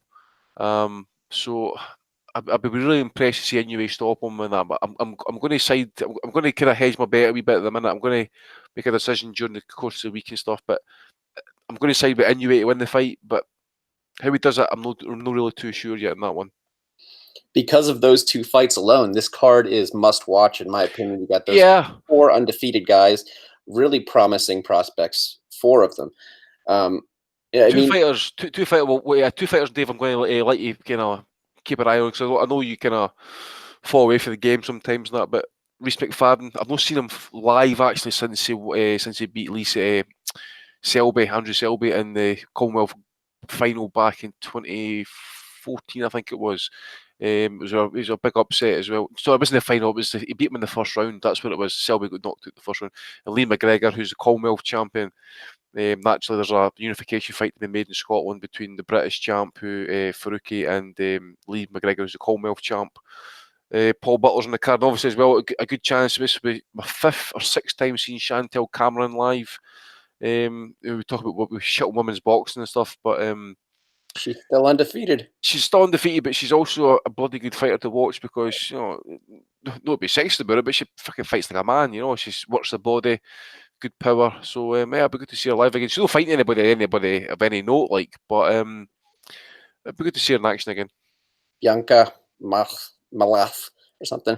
Paul Butler against TBA. Yeah, Ozzy, how do you feel about Taylor Baranchik? And give us your breakdown, give us your pick. I think it's going to be Taylor's toughest fight of his career to date. A brilliant fight, and one that I'm really looking forward to. I don't think what's not to like about Josh Taylor? He's straight talking, no real bullshit with him, and he does the business when he's in the ring. He's yet to put in a really disappointing performance, hasn't he? He's asked all the questions. I think he's been matched tremendously well. And he's finally got an opportunity now against Ivan Baranchik, who I think will certainly ask questions of him. I believe he'll, and I think Taylor may have to endure some difficult situations throughout the fight. I don't see him stopping Baranchik. If he does, it's a hell of a statement. But I do think he's the superior boxer, and I agree with Andy. I wouldn't be shocked to see a 116-112 sort of scorecard, but I certainly think it'll be a close and competitive fight, but one that Taylor should and I believe will edge out. In terms of the other fight, Rodriguez and Inoue, I expect Inoue to do the business. I thought was it Andrew Maloney in the first round Jason. of the was it Jason Maloney? Yeah. I felt that was a close fight, and he could have. I saw people score it too, Maloney for that. So, and Inoue is a lot better than him. So for me, I wouldn't be shocked to see him stop him. I think this power is legit. I don't think he's not been knocking out tin cans. He's been knocking out people that were basically we didn't expect him to, and he's not just knocking them out. He's icing them. They are out cold. So I expect Inoue to come through relatively unscathed, to be honest. I think this guy's a special talent, and it's going to be a great opportunity for all the people to see him live there as well. And this is what you like about these sort of tournaments, that they produce these sort of fights that may never happen, due to promotional politics and things like that. And this weekend, the upcoming weekend, you've got two joint top of the bills that are both brilliant fights, and something as a boxing fan, particularly in the UK, which we've certainly lacked in 2019. So it's going to be good to see, and I'm looking forward to them both. So yeah, so Taylor by points and Inoue by stoppage are my two selections. 50 Cent's main man, Rob Kelly. Would you like to weigh in on these two fights? That's a bit better, to be honest with you, Hater Dave. I had your back, Hater, when your man was trying to throw you off. I didn't get a chance to go toe-to-toe with that guy. I joined the call too late. That guy who was boycotting for your departure. Sean, I don't know. I forget. He's going to be raging tonight anyway with Dave the Hater at the helm. I think on this fight, I think Taylor can stop Branchik. I think we speak a lot on the pod about liking fighters who have a mean streak, and Taylor has all the technical attributes, good amateur background that Andy spoke about a lot on the pod, and I think he's shown a mean streak. I think he got rid of Ryan Martin, who might mean much. Vasquez is a good win. O'Hara Davis stopped him with a kind of a spiteful stoppage that we all enjoyed thoroughly. The quitter O'Hara Davis. So I think I think Taylor's an amazing night. That's what I was going to ask. Is Tommy going next week as well? His dad's going, so I'm going to go up with him actually. But I mean, a few the Irish are coming there, and a few boys from England are coming up as well. So should be a good night. Should be a good night. Because at the end of the day, listen, they've not got the top tier open at the Hydro, so I think they're going to do at least 8,000 minimum. Because I had a look. I got my ticket today actually, so. There's a number of tickets left, but there's no money. It's doing pretty well. I think it'll be a brilliant night for boxing hardcores, for you who's going on. That's going to be brilliant. Inoue, Taylor. I think it's going to be a double knockout. If I was going to do the bet, I'd do the double on the two stoppages. I think Inoue is going to win by stoppage, and Josh Taylor is going to win by stoppage as well. I think he just has operated at slightly higher level than Branchik, and I think he just has a bit of a meaner side to him. That's going to tell in the atmosphere as well for Branchik. I think Taylor's it's going to be a real coming out performance for him. Win over Victor Postal as well, which is no mean feat, by the way. So excited for Taylor. I think he'll be up against it in the final against Prograis. I think that's a different fight altogether, but for this one, I think he should win by stoppage. I'm just wondering how much of a camp Baranchik's had, because there's been a hell of a lot of problems. Whether he was in the tournament, out the tournament. Has he always been in camp since then, or was it all decided, when he's had to go into camp, for say 5 weeks? I do wonder on that, because it's been a bit of a mess, to be honest. With problems with fighters being paid and bonuses not being paid out, and they essentially took a stance. So it would be a shame to see if he's not, had, the full notice because of the, the outside politics in terms of payments and things like that. To be honest, it would be silly of him not to be in camp, because principles is one thing. You've been you're disputing your money, which is fair enough. You took a stand, but I think at the same time, if these contracts are meant to be as airtight as what we're being told to believe, it'd be really silly not to be in camp regardless. And to be honest, thinking about his physique, actually, he doesn't look like he's got a lot to give, because in terms of body fat, what is it? 5-7%? Because he's really kind of cut, so he's just wondering, is he tight at the weight like Taylor? Because to be honest, Taylor's a big laddie, by the way. I think he's 5'10" or something like that. How he makes light welters incredible as well. So two big dudes at the weight, as I says, and if they both make, and he can go to the body as well. Yeah, exactly. So we'll just need to wait and see. Well, but as I say, it would be silly him not to be in camp during all that situation, because obviously, people were getting fucking frustrated. Folk were booking hotels and flights and stuff, and and the fight still hadn't been announced officially, because the issue with the bonus was still kicking on, and really to this point, I've seen people actually even doubt this fight's still even going to happen, because Branchik's still known in Scotland yet, as I understand it. We've definitely heard some very concerning things about the WBSS tournaments at different weights over the past few months. They're running out of money, but BoxRec still has this one going ahead. So let's hope it does, because as far as the matchmaking, you can't really do better. They've given us some of the best boxing content for the last several years, really, especially at cruiserweight. Gabe, I think we just have you left. If you'd like. What the fuck was that, by the way? That's what. Was that a cat? No, it's a dog. Joe's going crazy. Joe's come to Pennsylvania. Gabe, do you have anything to say about this card in any way? Which card? The Scotland card. With anyway? Yes. Yes, Inoue, baby. Speak to me, Gabe. I'm just excited to see the fight. Fire You over me, guys baby. all know my position on anyway. I can't wait for him to destroy Daenerys. I think that's going to be a highlight of all highlights for me. But no, I'm just excited to see the guy fight again. I mean, pardon me. He's honestly one of the most interesting, fun fighters to watch at this particular point in time. And he's got such a head of steam going in to this card that it really makes you question if there's anybody that's going to be able to slow him down in the relatively near future. I'm just excited. I think it's going to be an overall fun card. Has Inoue ever fought a young prime guy who can do some real good purposeful movement the way Rodriguez can? Movement? Yeah. I think Rodriguez is. I don't think so. He can I don't feel like he has. Yeah, I'm not saying he's going to win or anything. I have only seen him fight like 3 times, but I think he's solid. It's definitely like a better. Oh my god! Stop fucking fingering your dog, Dave. Quiet. Quiet. I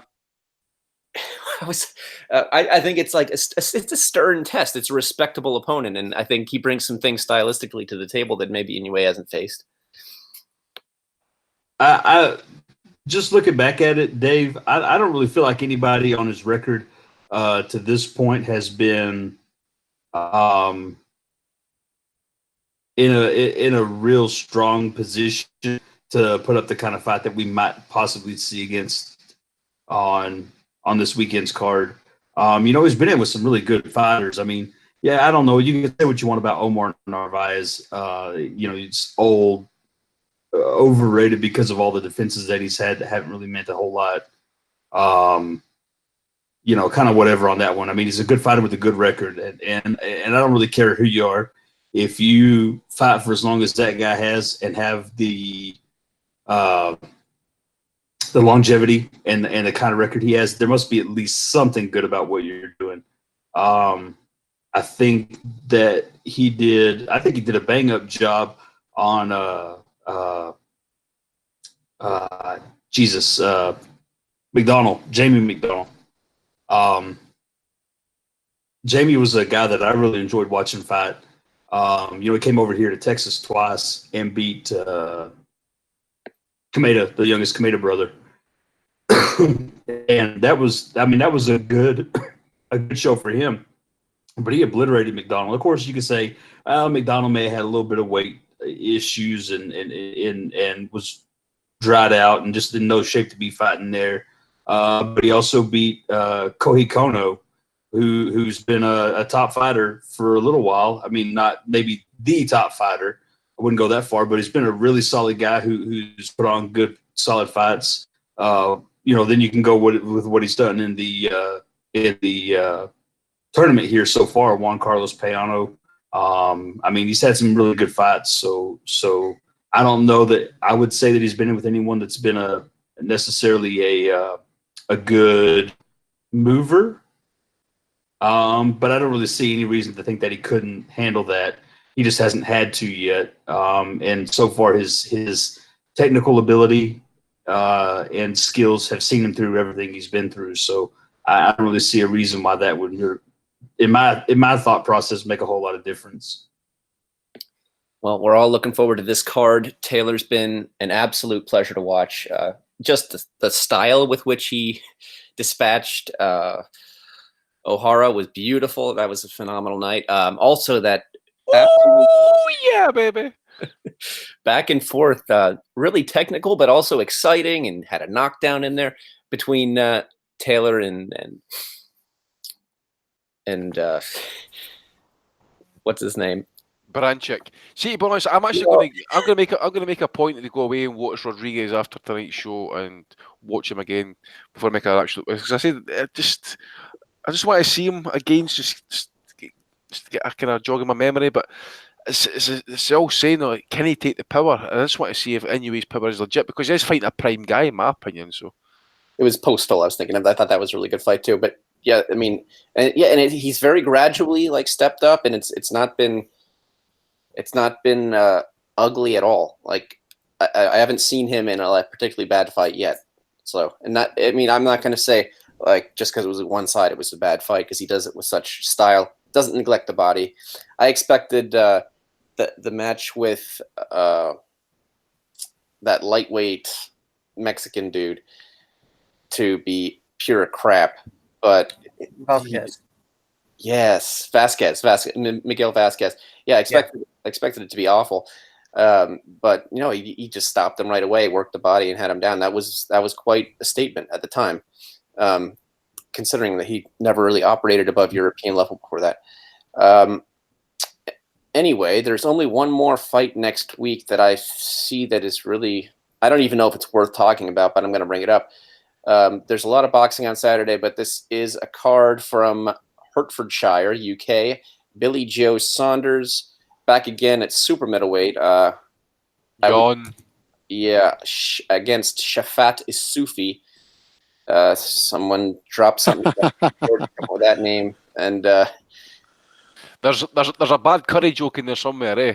Shafat Isufi sounds like something that Frank Spencer would have said.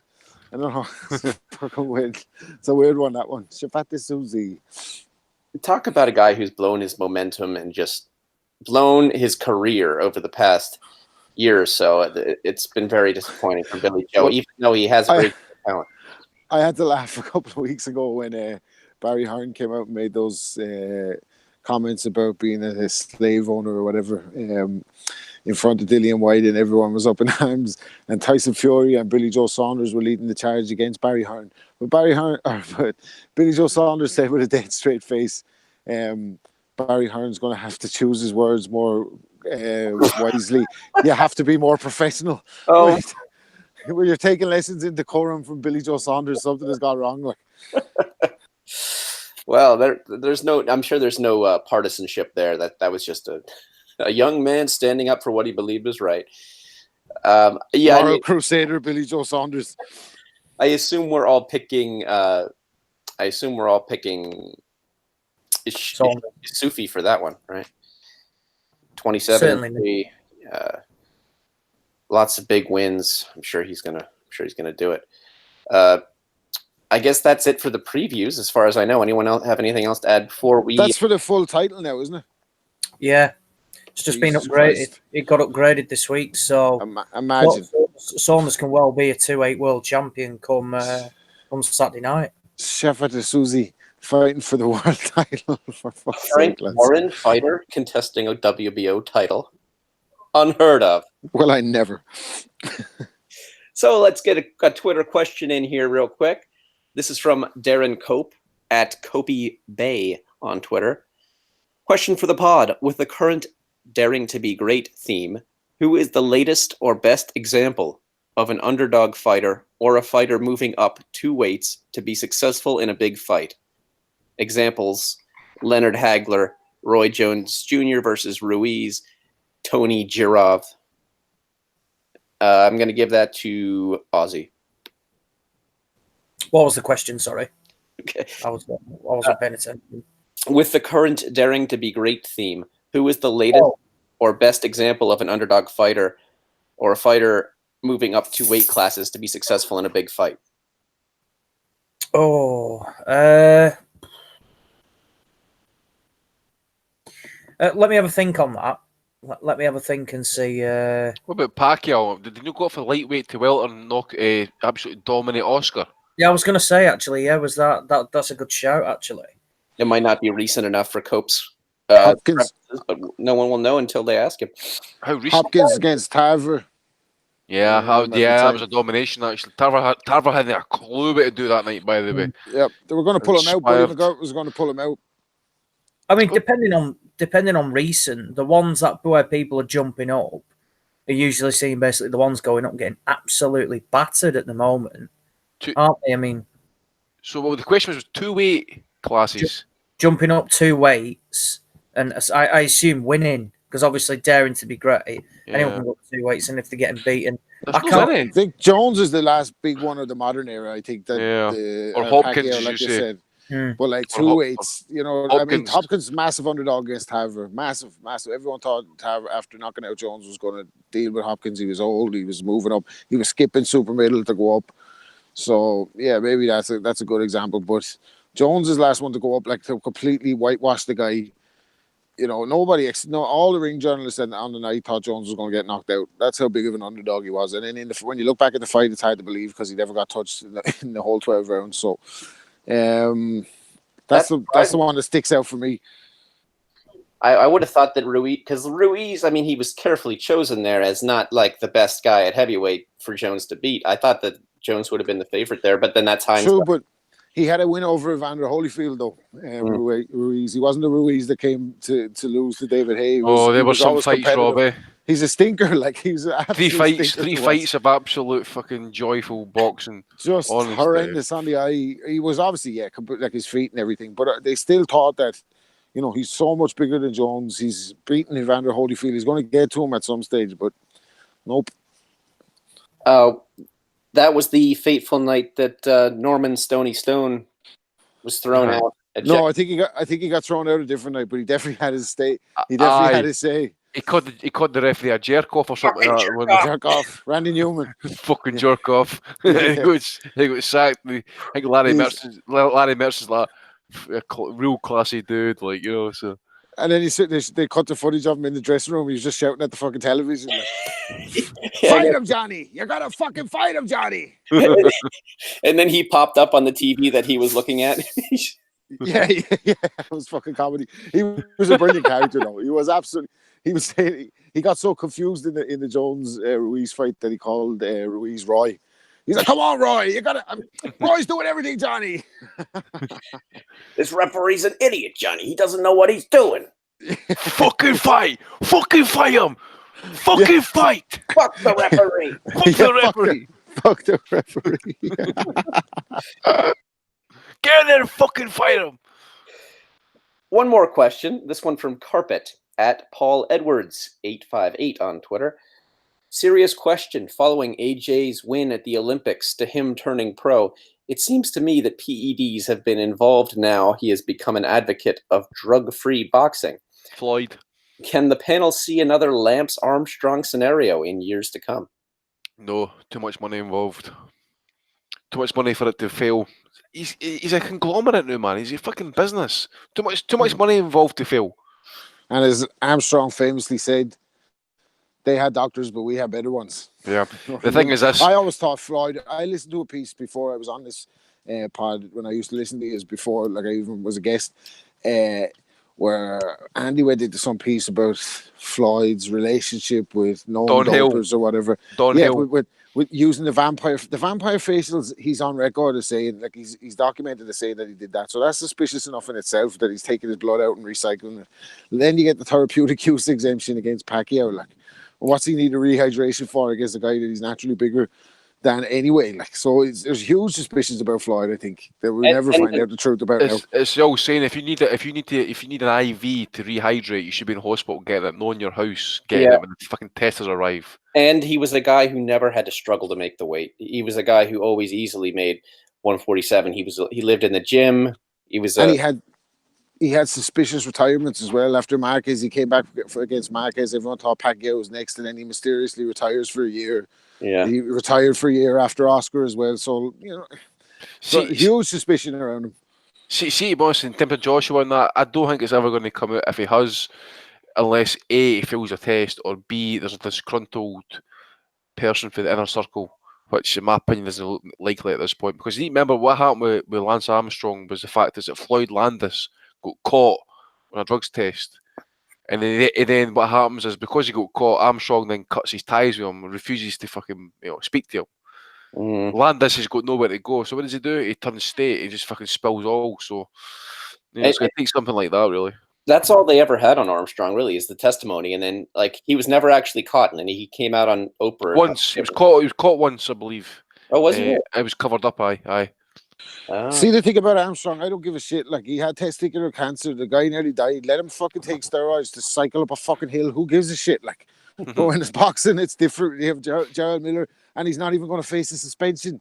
And he had 3 different banned substances in his body for a heavyweight fight is fucking outrageous. Outrageous. Rob, I think you should take some advice from Sophimina or whatever that bitch's name is and suck his dick.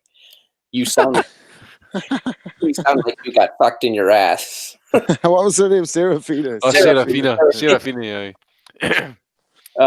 Fucked in the ass. Okay, we're on to Belly of the Weeks. That was I'm gonna need some help here because I only got a few submitted to me by Steve.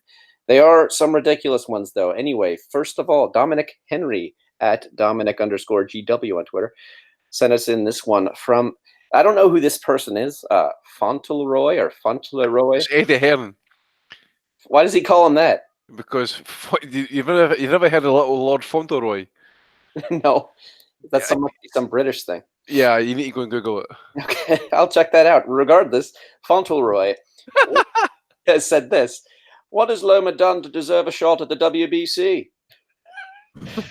I actually had heard about this because he tweeted out he's disappointed in the WBC for making. Like, I don't understand what is. It's fucking brilliant because he was obviously lining up like say Devin Haney or maybe Lopez for that fight, but no, it's fantastic to see that the WBC have just put Loma right in there. And to be honest, you know, what the fuck's he talking about? What has Loma done to deserve it? He's just the fucking #1 fighter in the division, probably in the world.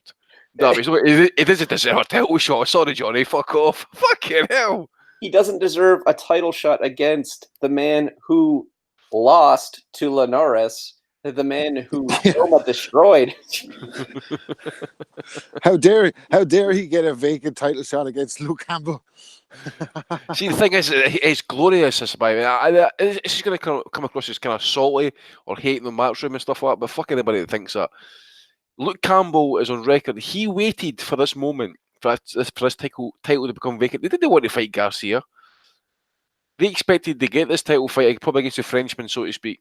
I think it was Mendy. I think it was Mendy. I think it was. They said it. He said it. I can't wait for the You couldn't wait for the vacant title. No, you got your chance. You got the vacant title, but guess what? It's the real.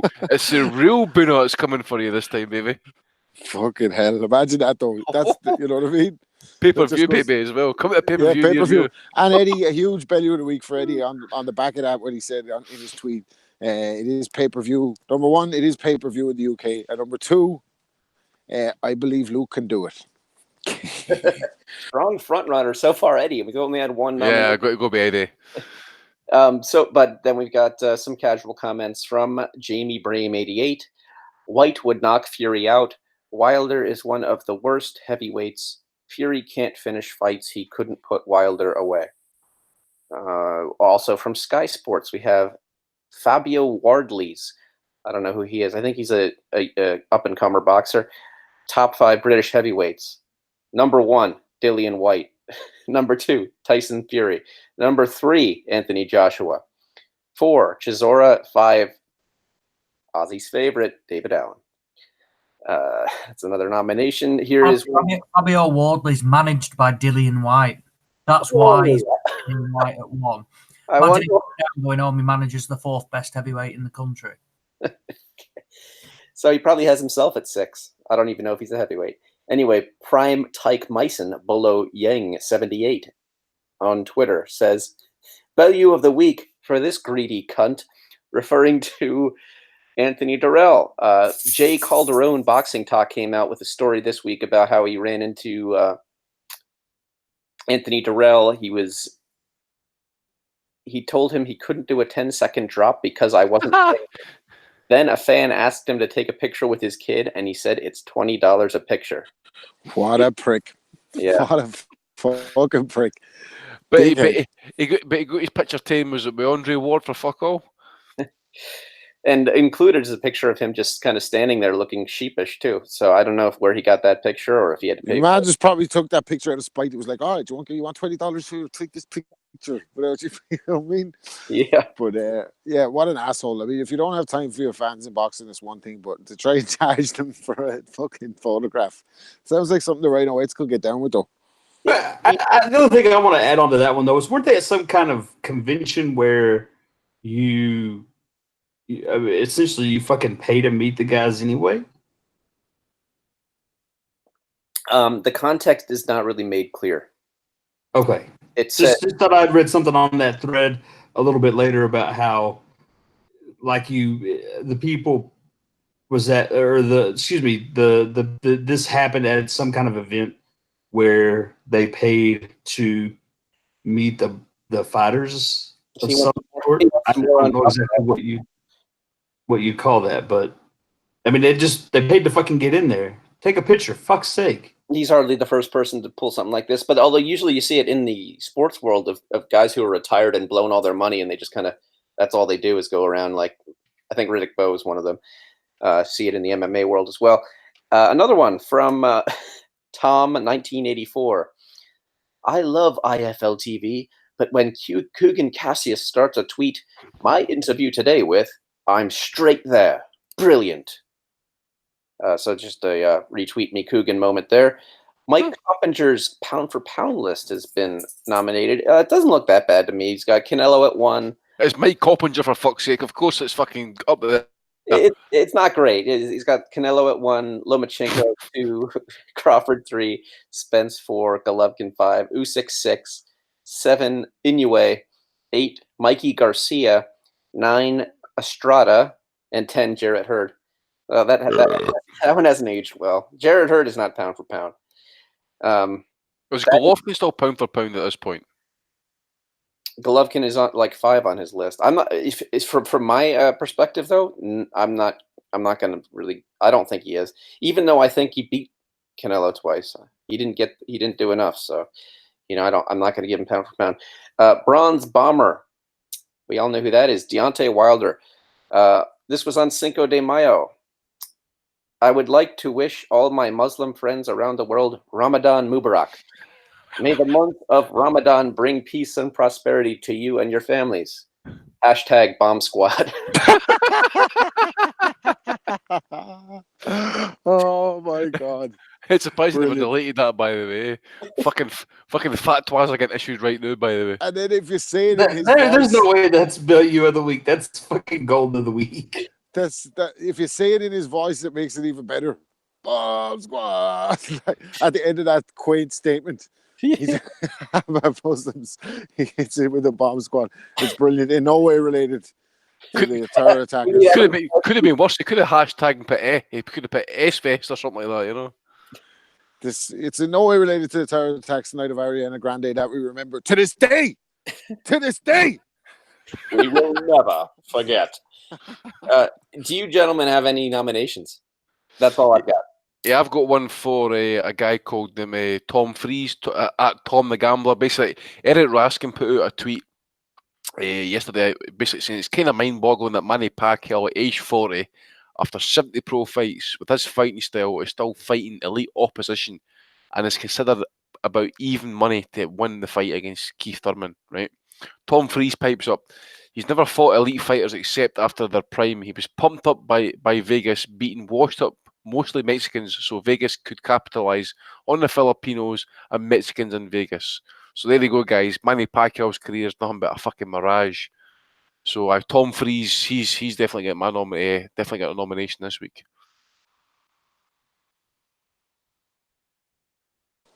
No, I only really had Eddie for the believing Luke Campbell can do it. He'd be so very brave in Hull City Football Stadium, pay-per-view against Lomachenko.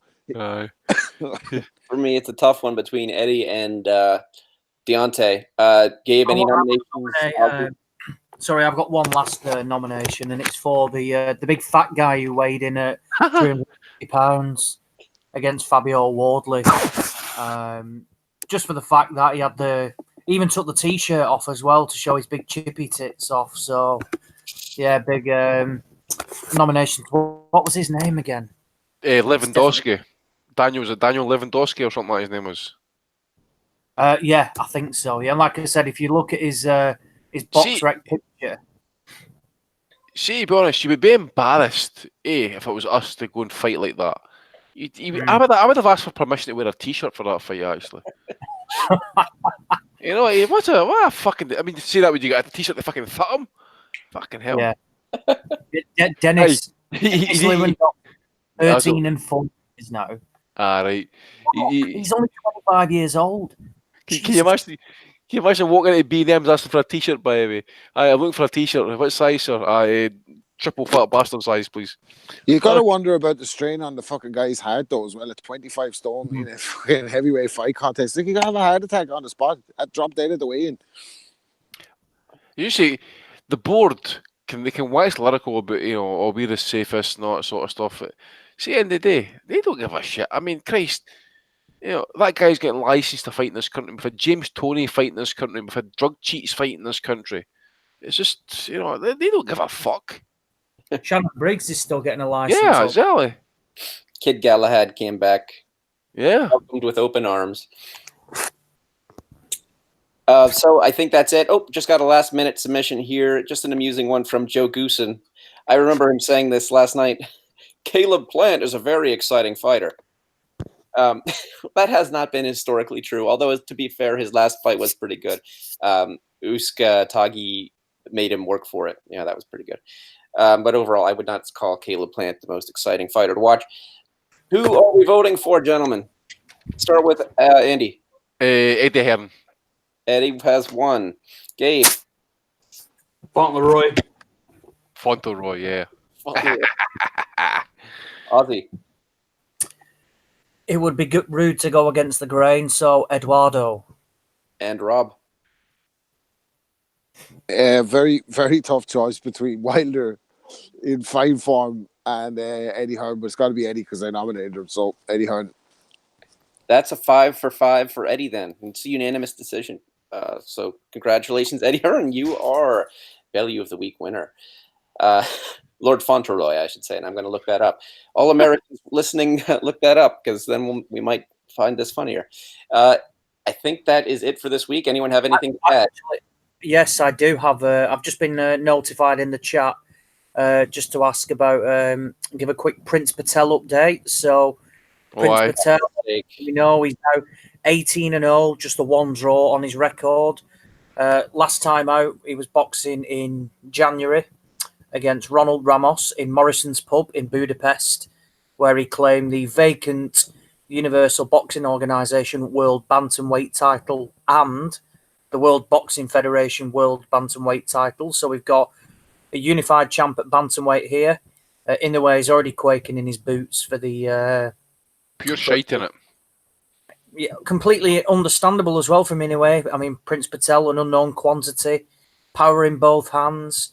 Like I said, holding the prestigious WBF and UBO belts. He's now off to Greece, boxing at the Greek club in Heliopolis, taking on Innocent Evarist. No title on the line at the moment. Innocent is from Tanzania. He's only 19 years old.